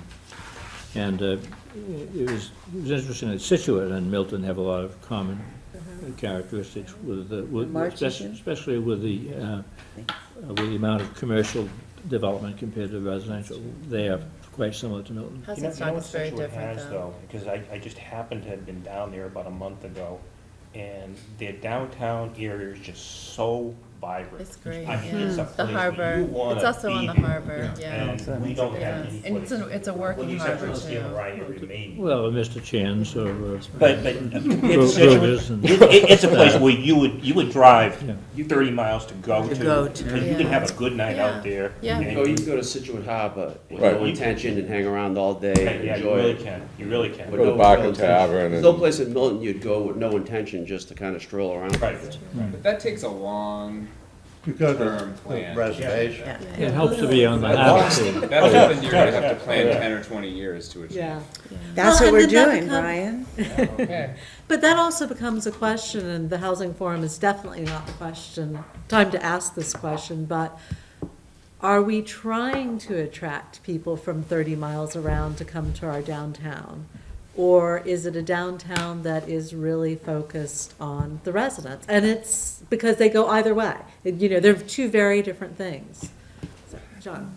Have you run into people casually who have said, oh, I came to Steel and Rye, and they happen to be from Brookline? That's right. Yes. I mean, Yeah. it is amazing how you get where we eat every these time. little nuggets that are magnetic, and they bring people to you. Whether it's just to spend money and have a night out and generate some tax revenue, great for the town. Synergies do develop. Absolutely. And you know what's interesting? You're seeing it on Central Ave. The problems are positive and negative, but there is some synergy there. Unless we get 131 going. Yeah, and in fact, East Milton, where it's starting almost to become Restaurant Row along there, but Tom and I were talking probably 2 years ago, and I don't remember the town, but we were talking about this town that had made a decision that it was going to be a restaurant location, because in general, restaurants tend to do better if there are more of them. So when you try and go to Restaurant A and they're full, you can pop over to Restaurant Waltham B. went from nothing to Yeah, everything. Waltham was one of them. I don't remember the town, it wasn't Waltham, it was a different Somerville, one. Davis Square. But, you Come know, alive. Mattapan, There, we gotta that's work an on interesting Mattapan. idea, is do we want to be known for something? Are we trying just to fulfill the needs of the residents? You know, these are larger questions that we're trying to tease out as we do this master plan. We gotta get Mattapan rejuvenated. That's- There's a lot going on in Mattapan right now, absolutely. John, on your statement that people have to know that they're not locked into the zoning, the two lawyers who do most of the business, Ned and Bob Sheffield, Ned Corcoran, Bob Sheffield, know very well that the planning board encourages people to, if they have a proposal for property, to come up with it. And in fact, the Elderly projects have all been zoned for the area. People don't feel locked into the zoning, I don't think. In fact, St. Pius, 8 acres off Brush Hill Road, there's a developer who is, you know, he says that I'm not going to do single-family housing there. And we are working with that developer. He was to here last week, so. yes, indeed. Make sure that. And the new Milton Hill House was another example of, That could have been zoned, but they saw fit to go by way of variance, which was a mistake, in my view. Right. Because they could have gotten the zoning for that. The And people down and at the KFC Hall, if they came up with a good proposal, they could get it. They're not locked into the existing zoning. And I don't think anyone feels that they are, because the lawyers in town know that the planning board will work with them. did Marion come to you on the Milton Muse? No, she didn't. She didn't approach us. Maybe the decision had been made to go 40B when they had a. I think that they were a 40B developer, and that was what they wanted to do. So I have two people, I have John and then Tabor. John? Please. Oh, I think, Alex, I think you're wrong on that, because I think Ned knows, and Sheffield knows, and a number of us here know. But I would say that the majority of the people that are gonna show up at an event like this are gonna be wigged out about 40B. And it's coming into a neighborhood next to you. And that's really what they're thinking about. And unless we fully explain that to the common man who says, I've got 1 acre zoning, I'm protected. Well, no, you're not. And that's the kind of thing that you don't think about it until you need to. And then your first choice is to say, well, I could just go 40B, I'll just sell it off for something like that. And then I call up Sheffield and get him to propose it, or what have you. And I think that's I think if we're waiting for them to prove to us that they're educated, I think we're doing the wrong thing. I think we need to educate the population in general. And the group that's gonna show up at this roundtable, I think is gonna be full of either misconceptions or partially educated. Or partially. And that's where we need to really lay the groundwork of, these are the things, this is what Milton has, these are the possibilities, Right. and to eradicate any of those misconceptions before they start talking. Right. Because then, you have these breakout groups going in the wrong direction. That's Again, why we- we're trying to figure out what to talk about at the large group and before we go out into the breakout. Again, we have this law of 1969, I call the Democratic legislature and the Republican governor signed into law this chapter 40B, requiring 10%, or then the developers can bypass the zoning and to some extent the conservation rules of the town. And people don't seem to understand that's what 40B is all about. That's the threat. But on the other hand, that's the opportunity or the mandate, the state's mandate to us saying that we've got to, all towns have to have 10% affordable housing. So, and we Well, haven't talked that's- about inclusionary zoning yet, and there are various forms of that, and I guess, I don't think people understand what that's all about. So to lay out the definitions and lay out the choices. And of course, what is affordable Right. has been mentioned. But one of the thing, going back to that, in 2010, there was a ballot question that asked people, would you like to repeal Chapter 40B? And Milton voted 55 to 35, basically, with some blanks, to keep 40B in place. I mean, you had an opportunity. Other towns voted to repeal the legislation. Milton followed the rest of the state in not voting to repeal it. So we sort of have a little schizophrenia going on, that everyone, we like 40B, but we don't like it next to our house, and we want to control what it looks like, even though we don't have any control over it. So I think that that's one of the things that's going to be coming up and will be discussed. But we can have some control if we go the friendly 40B route in terms of how we look at trying to John's point, to try and address it, not be reactive to it. And right now, we're only reactive to it in terms of the proposals that we've received in town. So I think, John, are you suggesting that we actually be more proactive? Well, we're halfway to our goal. We're 5%. Right now, we're 4.4 or something. 4.4. But pending before the state, housing, the other 45 or 50. And then you get to 4.8, I think. No, we'll go to 5.0, Yeah. according to our calculations. That includes Fuller. That includes Fuller's coming in with his, and Karen Sonnenberg told the executive director of Fuller that she's pretty positive that's going to get approved shortly. So we're halfway there. And proactive, I mean, there was only 2 units came under Central Avenue. All the rest of them have been Housing Authority, MRE, Equity House, Fuller Village. I mean, they're all, and a couple of group homes that Bill has worked with. So, we say we've been proactive to get to the halfway point. And we're probably going to get stuck with a 40B or 2 as we proceed. They're probably unavoidable that we can't negotiate, although I know that the chairman will try to negotiate another scheme. But I think we're going to get stuck with a 40B along the way here on one of these projects. But And of we course, have we're some, looking what, for- 500 units short? Yeah, but it's 500, but we I got think, Cheryl, you're making the point that you can approach it in a positive, sort of optimistic way, so that it's not necessarily a negative thing. Right, I mean, if you plan, in terms of this, if you planned a friendly 40B, Right. where you're working with the developer, and you can work on the scale of the project. Yep.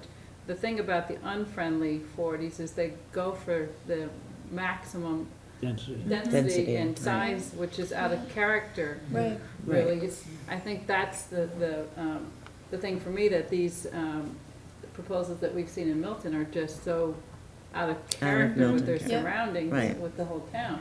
So if we had something where it was actually what I would call more friendly when you're in negotiations, rather than in courts or in fighting, because, you know, the reality is once Mass Housing Partnership or MHIC, you know, finds in favor of one of these, there's very little that the town can do after that. right. And so it's really to our benefit to do something where we can be working across the table rather than across the. But at our meeting on the 11th, isn't a friendly 40B inside baseball? I mean, don't we have to deal with this whole issue from a macro sense and sort of drill down? Because people are gonna be coming in, I'm gonna bet 95% of the people walking in will have never heard of a friendly 40B. That's right. They won't Okay, have. so, I So mean, how do we- how do we so educate it almost seems a contradictory term here, friendly 40B. You but so- only have a friendly 40B if the developer wants to be friendly.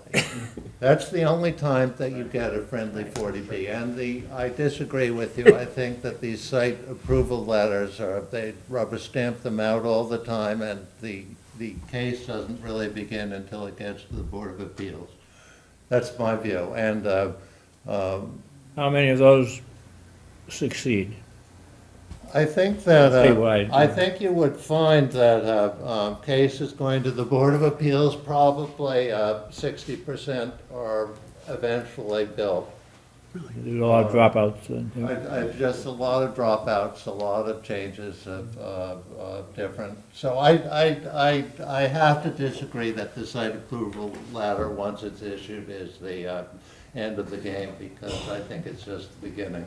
So But just to we're get, getting but away just, from the just to get to levels. the, Yeah. to dig in your Cheryl point, so in terms of the discussion, Yes. at what level, you know, should we be holding it? Because we have so much to cover, we have to share these definitions, and how far down do we dig with the group, and then how far down do we dig afterwards? That's the, I think you have to educate the participants Right. on the tools. Right. And that the tools include the housing production plan. right? Whether or not the selectmen and the planning board jointly vote to adopt one or not is an open question. But the study, which has been done, was a 72-page study that was started in 2006, for which we spent $20,000, is excellent. And it has all the information in there about our demography and our predictions of how many people we have that need affordable housing. It's just an excellent piece of information for everybody to study. But some of that stuff needs to be presented to to the participants. And then the inclusionary zoning, I mean, we don't have an inclusionary zoning in Milton. It's an option that we're allowed to adopt under a state model. Some towns have already adopted it. And it could be 10%, or it could be 13%, which is Right. what Boston has, or 15%, which was many of the professionals in the planning profession advocate. And you have in Milton 4 houses going into the Women's Club site. You've got 4 going into Gun Hill Street site. You have 5 going in on Brush Hill. You've got 23 coming at Pulte's. I mean, you've got, all these, 10% of all of those is adding to our goal, and they're not contributing a damn thing as of this point. So, we've got to make this clear and have everybody understand that we could have a policy. But as part of our discussion, I think John brings up the housing production plan, and part of this whole 40B issue is always where. It's Right. always what comes up. And again, we're going into these census tracts. I think it's important that the groups take a hard look at where in these 5 different areas. Yeah.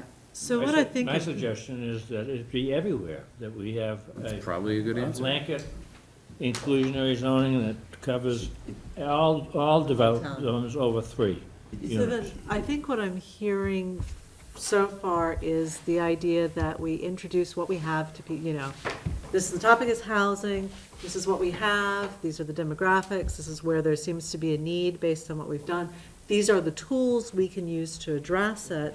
And then maybe we don't have a discussion in the large group, because I think depending on how many people come along, that could get, A little bit it cumbersome. could take up a lot of time. We could Maybe just have after you- clarification. Exactly, maybe you just, here are the tools, now we're going to break up into the 5 groups and discuss which tools are appropriate in each area. And what are the concerns in each area and which tools can be used to address them. And I think that will start to answer some of the questions we have, so that at our meeting following the housing roundtable, we'll discuss dates later, then we can start to really drill down into how we would look at these tools How to from a take all that global and move level. Yeah, forward. exactly. So, One thing that might be interesting too, especially in the mature census tracts, is to get an idea of what people think about in these mature areas, reuse of properties. As if you looked at, we haven't had much of it, but if you looked at other communities, especially like in Needham, they'll, developers buy lots and put up, tiny lots, put up big houses. Yeah, we've never had any of that around here to speak of. and But actually, how would your community, right. And it looks like you don't have a lot of tear downs either. No. But there are communities that do, and they have actually sort of McMansion bylaws. You said at the beginning, Daphne, one of the crossroads, or what, if you will, do we want to approach it by asking people where do they want Milton to head with housing? What do they think is important for Milton? In the vast majority of the discussion here has been like, instead of a master plan, it's a master defense. And I think, I was taught negotiation, let the other guy do a lot of talking, and you'll probably get halfway where you want anyway. So all this talk about 40B and stuff, if you allow people to talk, I think you'll find people saying things like, yeah, we do need a diversity of housing, and, things like people that work in town should be able to stay here. And somewhere along the line, you can introduce Right. that the way we accomplish that is by bringing in some affordable housing. If you start the conversation off and explaining to them what 40B is and how it can be accomplished, they're gonna be like, what the hell is this meeting? What are you telling us? We're gonna get in groups now and figure out a defense for 40Bs? Right, Yeah, right. if you study the town map, and you really come to the conclusion that if you did adopt inclusionary zoning of 10 or 13%, there had no impact at all on Precinct 7, East Milton, be no impact on Milton Hill, be no impact on the Cunningham Park area, be no impact on Precinct 1 or Precinct 10, because there's just not going to be any activity. We're excluding the single lots that are, and even 2 lots, someone owns 2 lots besides it. So it's going to be, it's all the activity of the future, all the land development of the future is located on Upper Canton Avenue and at the south end of Blue Hill Avenue and on Brush Hill Road, mostly the south end of Brush Hill Road.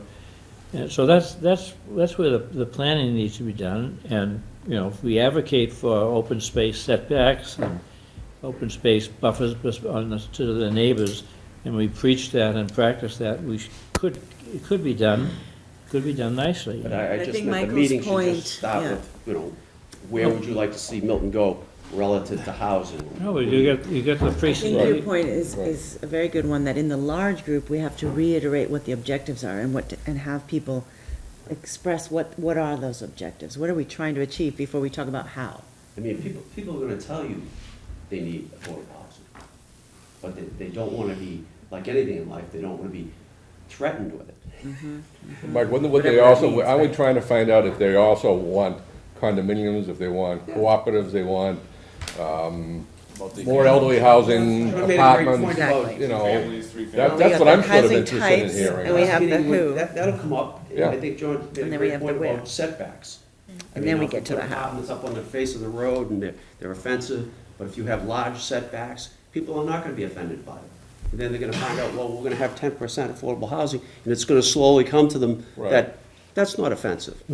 But if you start saying, Right. oh, we've got a quota, we've got to meet it, we've got X numbers, we've got to defend against the state coming in and taking over, and the town having no say on things, and it gets very defensive. But I'm just guessing we'll have a few 40B advocates there, or affordable housing advocates there. They just may show up and tell people. They're gonna offend people.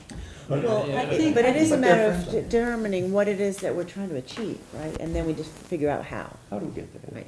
I think the other thing that we should all keep in mind, and it comes out of something that Mike said that I think is very important, is that we are at this meeting to listen. We are not at this meeting to tell people what the solutions are or to offer our own solutions. We are trying to hear from them what their concerns are, what they've seen, and show that we're listening. And then we come back and we bring it into the meeting itself.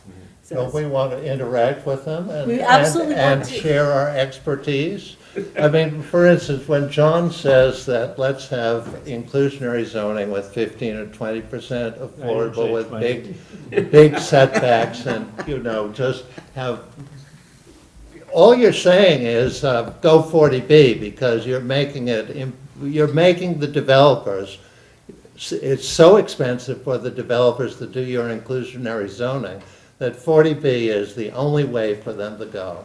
And you've really got to focus on the fact that if you say that you've got to produce 15, 20% affordable, you've only got to produce 25% affordable for 40B, and you don't have any of all these restrictions that you're talking about, setbacks, and so let's focus on what's actually doable.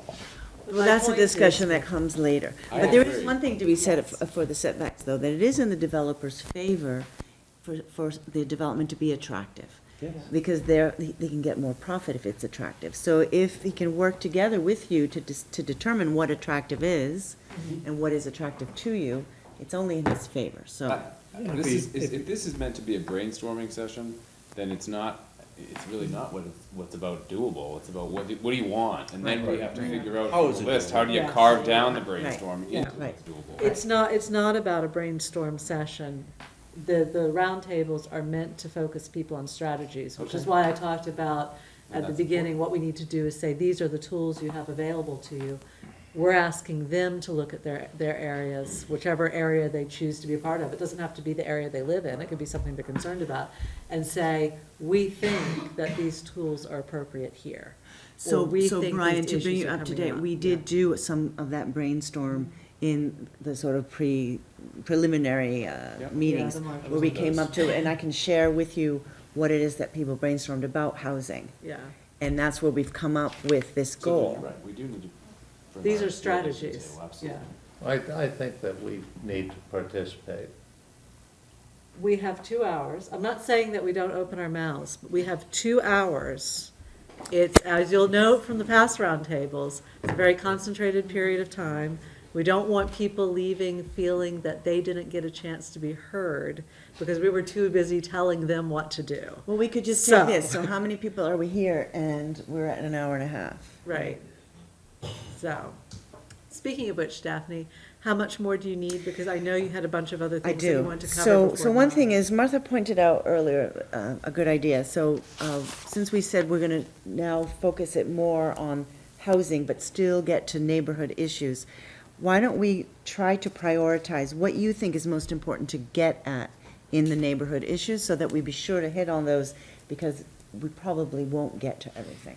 So it does seem to me, just from what you've said, that the issue of the pre-existing non-conforming dimensional and uses seems to be pretty big. And what I've heard from others is that before the issue of 40B, that was a big issue, the non-conforming.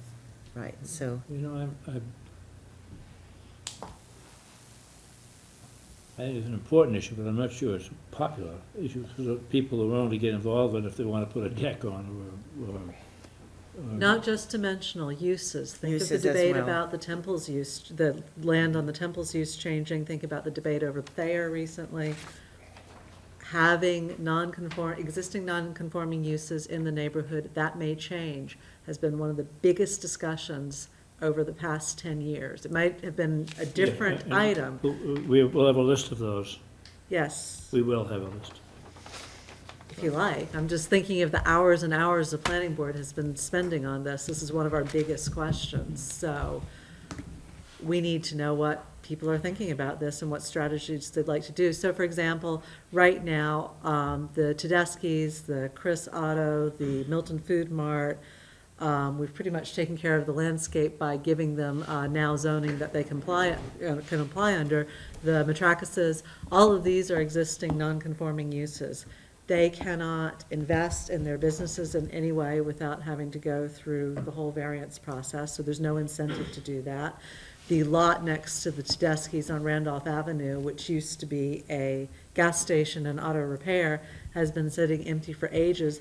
It, as I understand from Bill, can only be commercial because residential isn't allowed on there because of the state environmental order that's on it. You've got, yeah, exactly. But it's not zoned for commercial. So it's just going to sit there as an empty lot that's used for excess parking forever unless we consider how we want to do it. The area with the Knights of Columbus Hall, the Chris Auto Mart, the Milton Food Mart there, that's pre-existing, non-commercial uses, no real way to invest in it.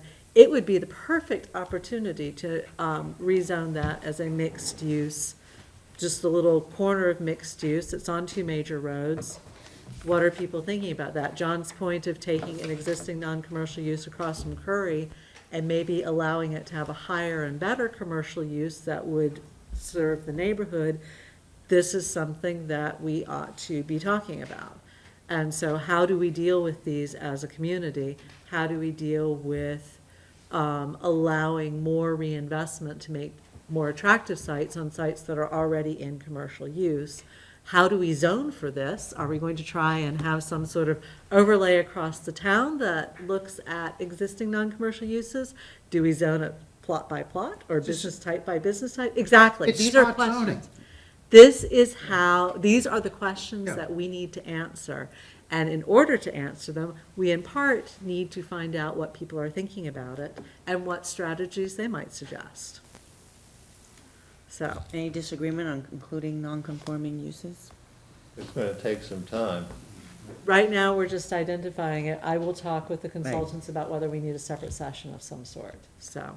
Daphne, we, in prior master plan forums, so we have had a lot of people comment on this particular topic, right? So We I have. do think whether it's addressed in this roundtable or at a different one, it is something that is on the minds of people and it should be addressed at some point. Okay. So we talked about also different types of housing types, in-law apartments, illegal apartments, two-family houses, home businesses, bed and breakfast. You could, at a minimum, if, and, you know, I think this is a real possibility, is you could have that as a, thank you for participating in all this, we have Right. some final questions, and have it as a checklist. Yeah, that's what I'm And just thinking. say, please, are these of concern to you in Right. your neighborhood or in the census tract that you were looking at, might be the easier way. I think it should be in that, And then yeah. just check it off. Is it appropriate in this area? Right, Yeah, in this area, census exactly. tract. And then check it off, and then hand that in, and then that gives us some data to work with. At least we have So I- something. Yeah, and then that would help us identify if we do in fact need a separate session or not, you know. Emily, Daphne, may I ask, are we gonna talk about multifamily? One of the things is that most of the multifamily in Milton is age restricted. Are we going to discuss whether there's an interest in multifamily that's not age restricted? Yes, we are. Intergenerational Mhm. kinds of housing? Yeah. We are. Mm-hmm. But that's gonna be part of the larger discussion, not a, It's not gonna Right. be part of the focus groups? yes, part of the focus groups, not part of the sheet. Non-conforming. Oh, Yeah, okay, yeah. okay, so. We have 88 Wharf, Westwood Brook, and 36 Central. Right. Just to make sure it gets there. The biggest contingency of multi-family housing in town is the institutional between Right, Curry and Milton.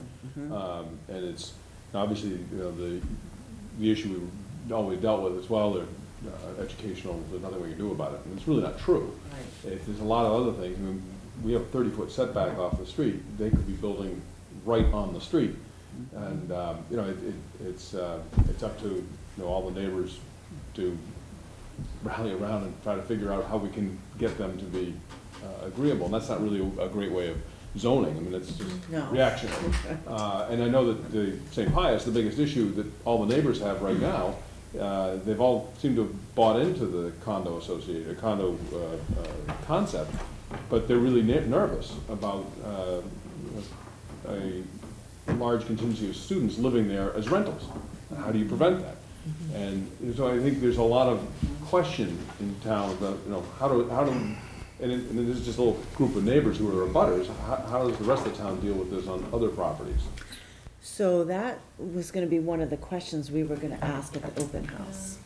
So, once we do that, tell us if that's satisfactory to you, or whether, I don't know whether that's something, you know, whether we're loading too much onto this. I agree, I think it's part of the housing complex. Right, and- it is. I mean, even though most of the students that are living either at Milton Academy or at Curry aren't necessarily residents, they're living here all, I mean, there's a unit. Well, they're residents for a And large somebody's, you know, percentage of the driving on the time. roads, using the water and sewer, I mean, the Right. whole, the town services. Right, so that's more the town-gown relationship, but it is part of the neighborhood. It is. Very much It's part of so. everybody's neighborhood, it Right. contributes to the traffic and Right, all the rest and the of it. fiscal impact, Yeah. right. At that meeting last night, at the St. Pius meeting, which I was hoping you were gonna be there. I had a violin recital. That's, We meeting the night before. yep, You're a they did. There was- virtuoso, are you? How'd you perform? There was one on Monday, and I know that the neighbors all talked about, I know they were trying to get the developer to agree to a 60-foot setback.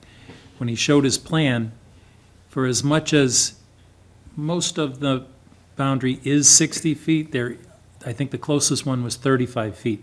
But that's because instead of having the buildings all line up, the buildings all move around the site, so that they're undulating around across the boundary line. There's a diversity of design, there's different, you know, dissimilar roofs, so that they have different lines. There's workable buffers, so that if it's a lawn with a garden and it flows into the people next door. You know, the neighbors were saying, well, we'd like a fence. And the developer's like, I really don't think you want to go for the fence just yet. Let's look at what we have for plans before you go planting the fence, because you might like our gardens a little bit more than you're going to like that fence. They were pretty good about it. The rental limitations that the neighbors were pretty concerned about, these were things that did get brought up. How do you beat the student out of that particular unit? Well, the prices over there are supposed to be $800,000 to $900,000. You're not going to get too many students, or if you do, I really want that student in my unit if he can afford to buy that.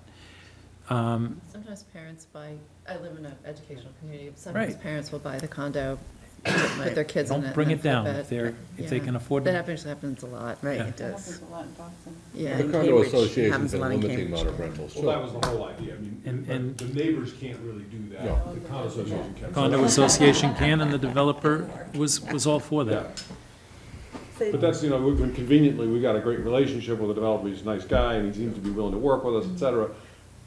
Well, you know, we can't depend on one developer to do all this for us, and we, you know, you do need some protection, and it's a matter of dealing with that up front. I know that the setback off the street for some of the smaller houses was, you know, we were looking at 30, 45 feet would be fine, but the setbacks off of the neighbors, the abutters, was more important. And those are things that are actually the reverse in our zoning.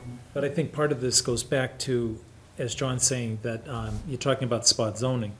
The issue here is you're writing a condo bylaw, and it's going to state a purpose. What is the purpose?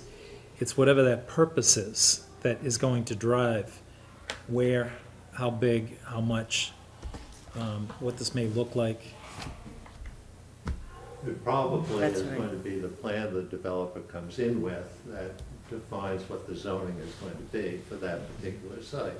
Because once the neighbors and the developer are in agreement, I think the planning board will be very responsive to their concerns. So we've got about 25 minutes left. Daphne, do you have all that you need So, for the 11th? it seemed pretty clear from previous discussions that we should talk about this commercial use in the neighborhoods, the neighborhood-oriented convenience stores. Is that something that anyone opposes as being part of the discussion? I think it's gonna take you off topic. pretty Do you? quickly. I think that should be part of the checklist. I Okay, agree. checklist. I Yeah. think you're off. Checklist? Yeah. Okay. I Just put like, check next to as checklist. we're hearing more and more from what people are saying, I like Dick's Yeah. original point that we really need to stick to housing. Let's put the neighborhood elements into a checklist. What about the parking, that as well, right? Parking? Parking checklist or discussion, breakup? It's part of the neighborhood, but how much of this, how much are we going to be able to talk about housing itself, and how much are we going to have to put into, yeah. It really is going to be very important to people who live in the residency and other districts where they don't have as much land, to park. So it might be something that really concerns those people, but it might not concern people in other, that live in Yeah. other That's something that parts. comes up in the small. See, I think that definitely comes Right, up in the small so it comes up groups. in the small groups, and in some groups it'll have more discussion than in others. Okay, so parking stays. Which is probably true of all Of all of of these these. secondarily Right. related items, is they're going to all come up. Right, So the question is going to be, how do you, So the bed and Neighborhood breakfast. stores, some neighborhoods are gonna be like, no, we don't want, they don't want no neighborhood store. Yeah, it does, It's just- doesn't there's no it? So zoning bed and to it. breakfast goes on the checklist. Okay. Just want to make sure. Okay. So, why don't then we quickly go through our preliminary thoughts about the open house? And, if I can find them here, because I think that will also make you feel a little better that we're getting more commentary on some of these issues. and just so you all know, the boards that we have up at the open house, we're going to have on display over the summer. I may be asking for volunteers to pick up and drop off at both the library and the town hall. So what we'll have is some form of ability for people to leave comments, either sticky notes or more likely a comment box with cards. We'll have a set of boards up week 1 at town hall and a different set at the library. Then week 2, we'll rotate them around so that every single set of boards will be at both locations throughout the town, or throughout the summer. And the idea for that is for people who haven't been able to make meetings, who weren't necessarily able to come to the open house, still get a chance to comment when they're paying their tax bills or picking up their books or whatever. It also allows us to keep interest alive over the summer, because we probably won't have another public meeting. I mean, we'll have our own meetings, but we won't have another public meeting until September when the draft comes out. And then we're gonna be at Celebrate Milton on October 5th. It's a little bit later this year. We were hoping it was gonna be before the draft comes out. So we'll have another chance for public comment and a chance to find out what's going on then. So the boards we do at the open house are very important, and you've got your thoughts. So what we thought was that we would try to identify some of these issues that are still, if not burning, at least simmering, and that we would need a little more comment on, for our purposes here, but also so that people understand that the master plan will be covering this. It's a little bit of education too, that what the master plan is about. For people who read nothing else, this should be very informative to them. So for each, we've identified 10 such issues, and for each one, we're proposing to have 2 boards. The first board be informational, and the second one be what we're asking people to comment on. So the first informational board will have 2 things. One is what we've heard so far, sort of representative quotes about what people have said, and if they've said contradictory things, we'll have both views. And then the second part of that first board will be our findings in the inventory, so facts about the issues that we can identify, whether they be quantifiable or qualitative. And then the second board will be the goal, as we've stated it, that we've come out with because of our findings, our analysis of the issue, and what people have said, and then a question about it. So we just wanted to go over these are very initial thoughts. We're madly at work preparing for all these at the same time, while we're also completing our inventory reports, which we will be submitting next week, while we're also, well, I won't be. So, economic development is the overarching for the theme for the first one. And it's about increasing the vibrancy of the business district. So this is a little bit for people who weren't able to participate at that roundtable. But also it's because we didn't come to full conclusion on two major issues at that roundtable. One is, does everyone agree that there should be housing over retail? And I happen to know that there is at least one person at this table who doesn't. Probably No, more. I think there should be if we were designing it for fresh. Oh, okay, And where an opportunities come up, I think we should. And you can Okay. accommodate cars. right. Yeah. And the second one is about how should we go about increasing the parking supply? There are a number of ways of doing so. One is by the town acquiring off-street parking. Then there's the idea of paid parking, which has received mixed reviews, to say the least, but that it is considered to be, best practice and is used in a large number of what we consider to be comparable communities. We'll be asking people what they think are comparable communities, so we'll see. But, and also paid parking is one way of managing existing parking, and, before you go and increase your supply, you try to maximize your existing supply. And you do that by creating a parking management scheme, and that's one of the best-known ways of doing so, because it does help with the turnover. More shared parking, relaxing parking requirements. So just to get people thinking about, there are different ways of dealing with parking, rather than just feeling, oh no, there's not enough parking. Well, what can we do? So those are the two issues that we'll be asking about for that. The previous study also recommended enforcement. Yes, enforcement. Let's note that.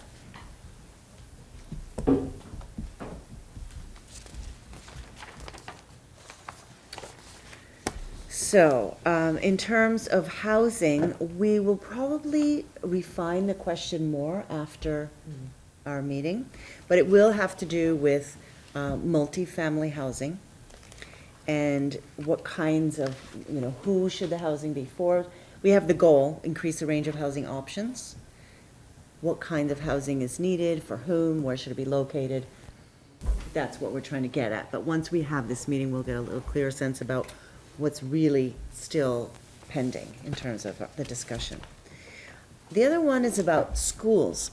So in the March 1st forum, we had a whole section on excellence in education, which really was at the edge, if not off of the scope of the master plan. That's really within the purview of the school department, but it seemed very important in people's minds, and they had a lot to say about it, but it wasn't something that we could respond to because it's really outside of the scope.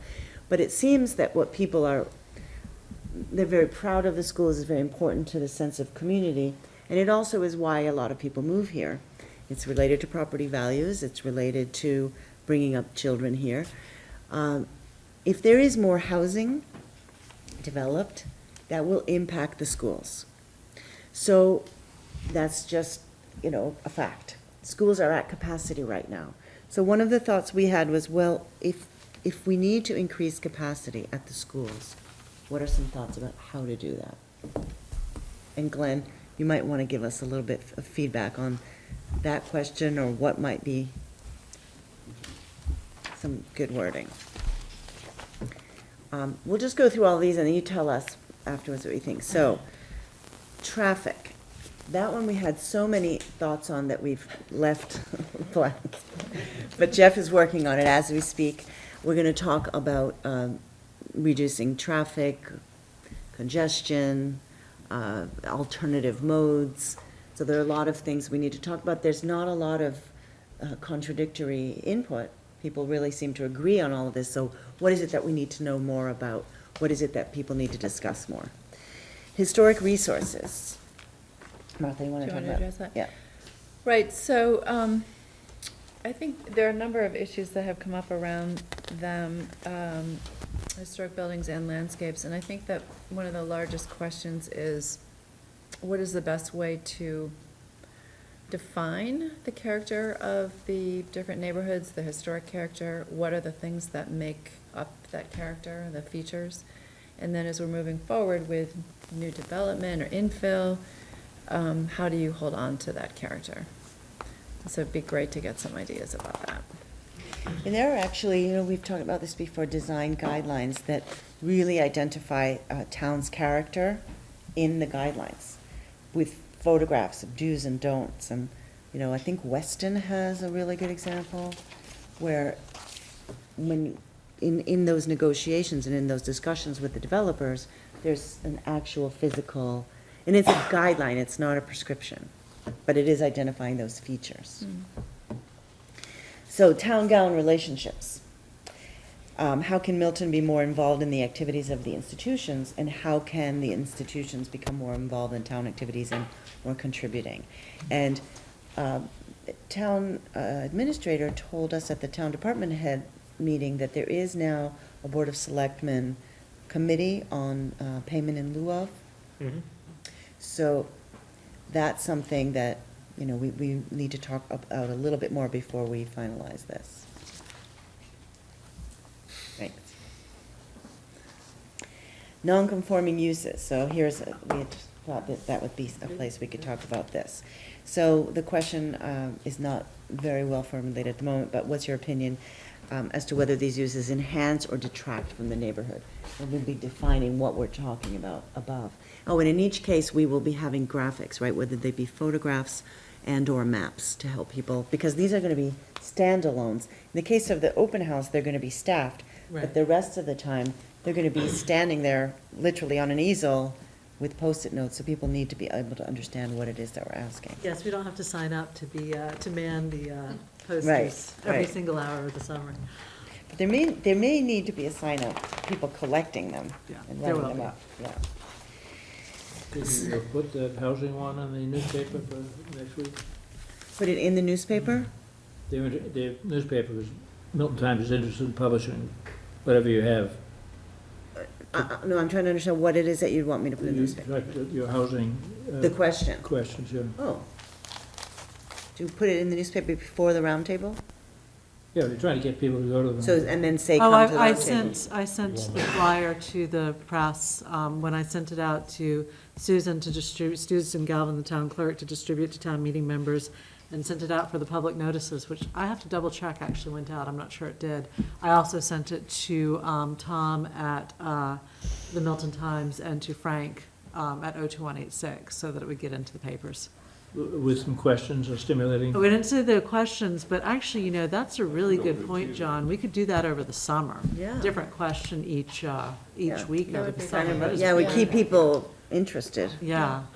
Pat emailed me the other day, said she was interested in more on the master plan. Not only could we do that, we could actually tie it to the questions that are up that week. If we do a schedule beforehand, And then we could Cheryl, give it put to her them in on the, on the advance. blog as well that same week. Yeah, and that's a great idea. I'm glad you mentioned that. Do you know how many hits you're getting on the blog? Well, it's Frank's blog, so we don't, I don't know. Well, the Tumblr site, I think, is, there was the question of who was going to manage keeping it up to date. So what we had decided was that, Frank would post pieces, and then, people could get the link to the Tumblr for more Right. information. But then if there's, some commentary happening in some cases, what Frank's posts have generated some conversation about it. We could ask him, or Yeah. if he's been in any way Tracking. that. That would be How many interesting people to are know. clicking on, I know he tracks hits on his site. I don't know if he tracks hits on a particular post. Right, that's what I was thinking too, I'm not I sure read we his could. comments, but I visited the Tumblr once, I think. Really. All right, Daphne, you have 11 minutes. Thank you. So, number 8, we got 10, is the civic center that we've discussed. Telling people, sort of talking about what we've seen, that we have this cluster of civic activities that's currently not very united, that's sort of disconnected, and what can the town do so that this becomes other than just a place to get things done and then leave. And on that note, just wanted to mention that I'm having a conversation with a professor at Tufts, Christine Cousineau, who's doing a course on retrofitting the suburbs, and she was looking for a community to do a kind of studio in. So she's very interested in talking to you about doing some work here. So that would be, you know, educational for the students and some benefit to you. And I had mentioned this idea for her, if there are enough urban design students in the class. There's also the idea of looking at the commercial districts. And this is something we should discuss. We can give her a palette of choices to offer her students, and maybe, you know, different groups work on different areas, or they all work on one area and you have different ideas. We'll have to think about that. So This is on the community center? this Could is, be right. that, could also be one of the commercial areas. Cunningham Park would be a good one for them. not the community center, it's the civic center, not the actual building, the part of town where the civic uses are located. Right here. Hospital and No, No, right the here. the town hall, the library, the library, the town council hall, on the aging. library and the hospital and the council on aging. Hospital's part of it. Right, And the high school. So it's probably- yeah, And this is the civic center, yeah, I the suppose we town, could do high school, yeah. yeah, guess by definition, yes? That's what it's being described as for. So the civic center of Milton is Civic core. right Civic here. core, Yeah, right here. we're Right staying here. in it. We're in Okay. it.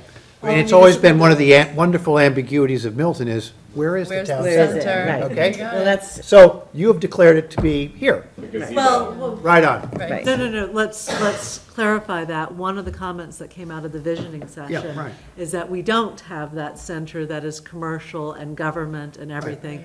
So this is the part where you have the most government buildings. You have town Yep. hall, the library, the Yep. police station, the fire station, the council on council on aging, aging. the Police. civic, the municipal core. Correct. As opposed, yeah, just, And I have never heard it called this, I think it's terrific. We're missing the general store and the gas station. But we're missing what is in, I guess, Situate, is that correct? Well, they have a harbor, yeah. Well, you know, the destination where everybody where goes. everybody Yeah, comes but in to people. their civic core is not where the commercial core is. They're in two Okay. separate places. Right, okay. Yeah. And there are other towns that have that, where the Yeah. civic and the commercial are not. Yes, but they're- correct. But that civic is still more integrated. Here, it's more fragmented. There was a lot of discussion at one of the prior roundtables on this particular topic, and one of the prior forums that we had about this topic. So I think there's a lot of Interest. collected information Yeah. and a Yeah. lot of interest and discussion about, you know, some improvements that could happen in this particular part of town that we've been dubbed Right. Yeah. civic. Right. now. Okay, good. And this is a way of sort of letting people know that we've been thinking about it and also asking them a little bit more about it. Sure. Number 9, recreation. So the goal at this point is stated as to provide recreational facilities for all ages and to have access and give opportunities throughout the town. So we want to ask people about what are some things that are missing and what are things that they would like to see. We've heard some, and we want to ask for more. And the last one is about seniors. Since there's such a dramatic increase in that population expected, and then we would talk about what exists for seniors now and what are the differences and expectations for the aging baby boomers in the future. And then we have some ideas about, okay, should this senior center be converted into a community center so that it's enlarged, but it's also more integrated into the community? What else do seniors need? And the converse of that is, what do young people need and what do teens need? So at the moment, that's our preliminary proposal to you. Once we massage this a little further, we'll send it out to you before we actually make up the boards. And Martha developed this really nice format, if you want to show. Yeah. Mine's got spots on it. Oh, okay, here. Can pass it around. So. so just one quick comment on that, as you're thinking about those questions, Get the new map. make sure to target them towards strategies. Yes, So that the answers exactly. come back as strategies rather Exactly. than, I would really like X, Y, Z. Right. How. how, Yeah. and that's what we're trying to do. Can I make a suggestion, Emily? I was course. been thinking about how to Whose land engage use like map? some of the Land map? He made a younger beautiful residents of Give an town interesting- and how to engage some of the senior residents of town. And if we could think about doing some kind of program at the library over the summer. You know, they've been doing some great programming there with the teens. The teens, with right. the teens. And also, if we did something at the Council on Aging where we could go right to where the seniors are. Because I do think where the demographics that we talked about one time, with 20-some% of people living alone in housing, which is Yeah. primarily even single family, what are some of the needs? And I think Mary Ann Exactly. Sullivan probably has, at the Council on Aging has a good She's sense talked, of that. she's but- talked to us about some of them, and also the library has talked to us about some of them, because they have an outreach program as well to reach those isolated seniors who can no longer drive to come to the library to, you know, pick up. Right, the because some of what we heard, I think, at the roundtable was that some people who do some programming at the Council on Aging said, you know, it's fine, people come for, for one thing at the Council on Aging, and then they have to leave because there's no place to go get a cup of coffee with some Right. of the other participants That's right. or what have you. So, you know, engaging, I mean, it's one thing to talk about the youth, but I know that at one point, in a couple of debates where that Frank Shrove has hosted with the debate team from the high school, there have been questions in the past about what about us, you know, what do we get, where do we go? Well, What do at we the do? March 1st forum, that small group of teens, that's what they Yeah. asked for. Yeah. They So, said, what about us? but And anyway. John keeps saying they should go to Cunningham Park, and some of them do, right? And that's not, Way back by the Quincy line, too. So it's just a couple of minutes left. Let's wrap up. We'll send out the forms for sign up. I think, to your point, Cheryl, the idea of our next meeting and be part being a brainstorming of what we can do over the summer. We haven't scheduled many, we'll schedule our own, but we haven't scheduled big public forums because, of course, people go away over the summer. But are there outreach strategies we can do as a committee to let people know what's going on? Bring those who've been on the edges of the process, maybe they weren't interested in one of the specific roundtables or couldn't make it. How do we bring them in, let them know so that they're prepared for the fact that a draft will be presented at the end of September, and we'll be asking for sort of final input at that point. So think about that as you go about your daily tasks. And If I may interject, in Yes. addition to the teens and the seniors, we've talked a lot also about maybe one of the Baptist church or some of the minority populations that have not been able to participate. right. So how do we reach out over the summer to those people who haven't participated before?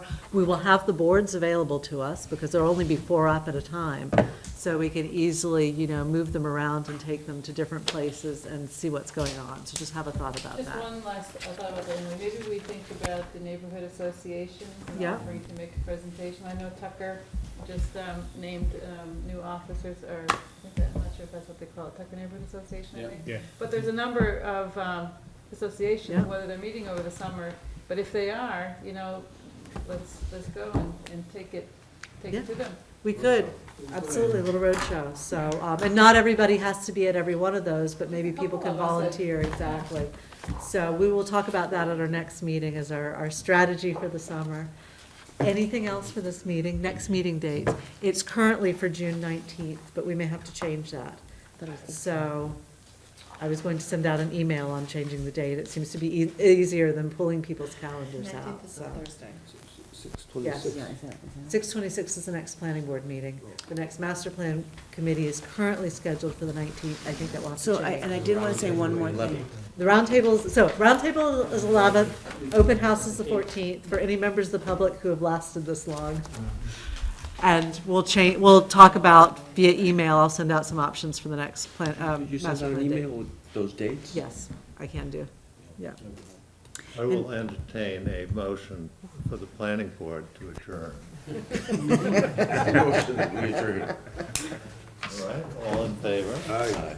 The planning board is adjourned. I will entertain a motion for the master plan committee to adjourn. I had one more thing. Do you have one One more more thing? thing. Quick. So quick, one last statement. So we will be sending out our chapters, some of us already have, for your review, and to the working groups. that you signed up for early on. So please look at those, give us your comments back, and then we will incorporate them, and then we will finalize those chapters. And that will be a separate document for reference, existing resources in town. Yes, because in addition to outreach over the summer, we have to talk about how we're going to be reviewing drafts over the summer. So, with that, and 1 minute to go, do I have a motion to adjourn? Second? Second. All in favor? Aye. All right, we're adjourned.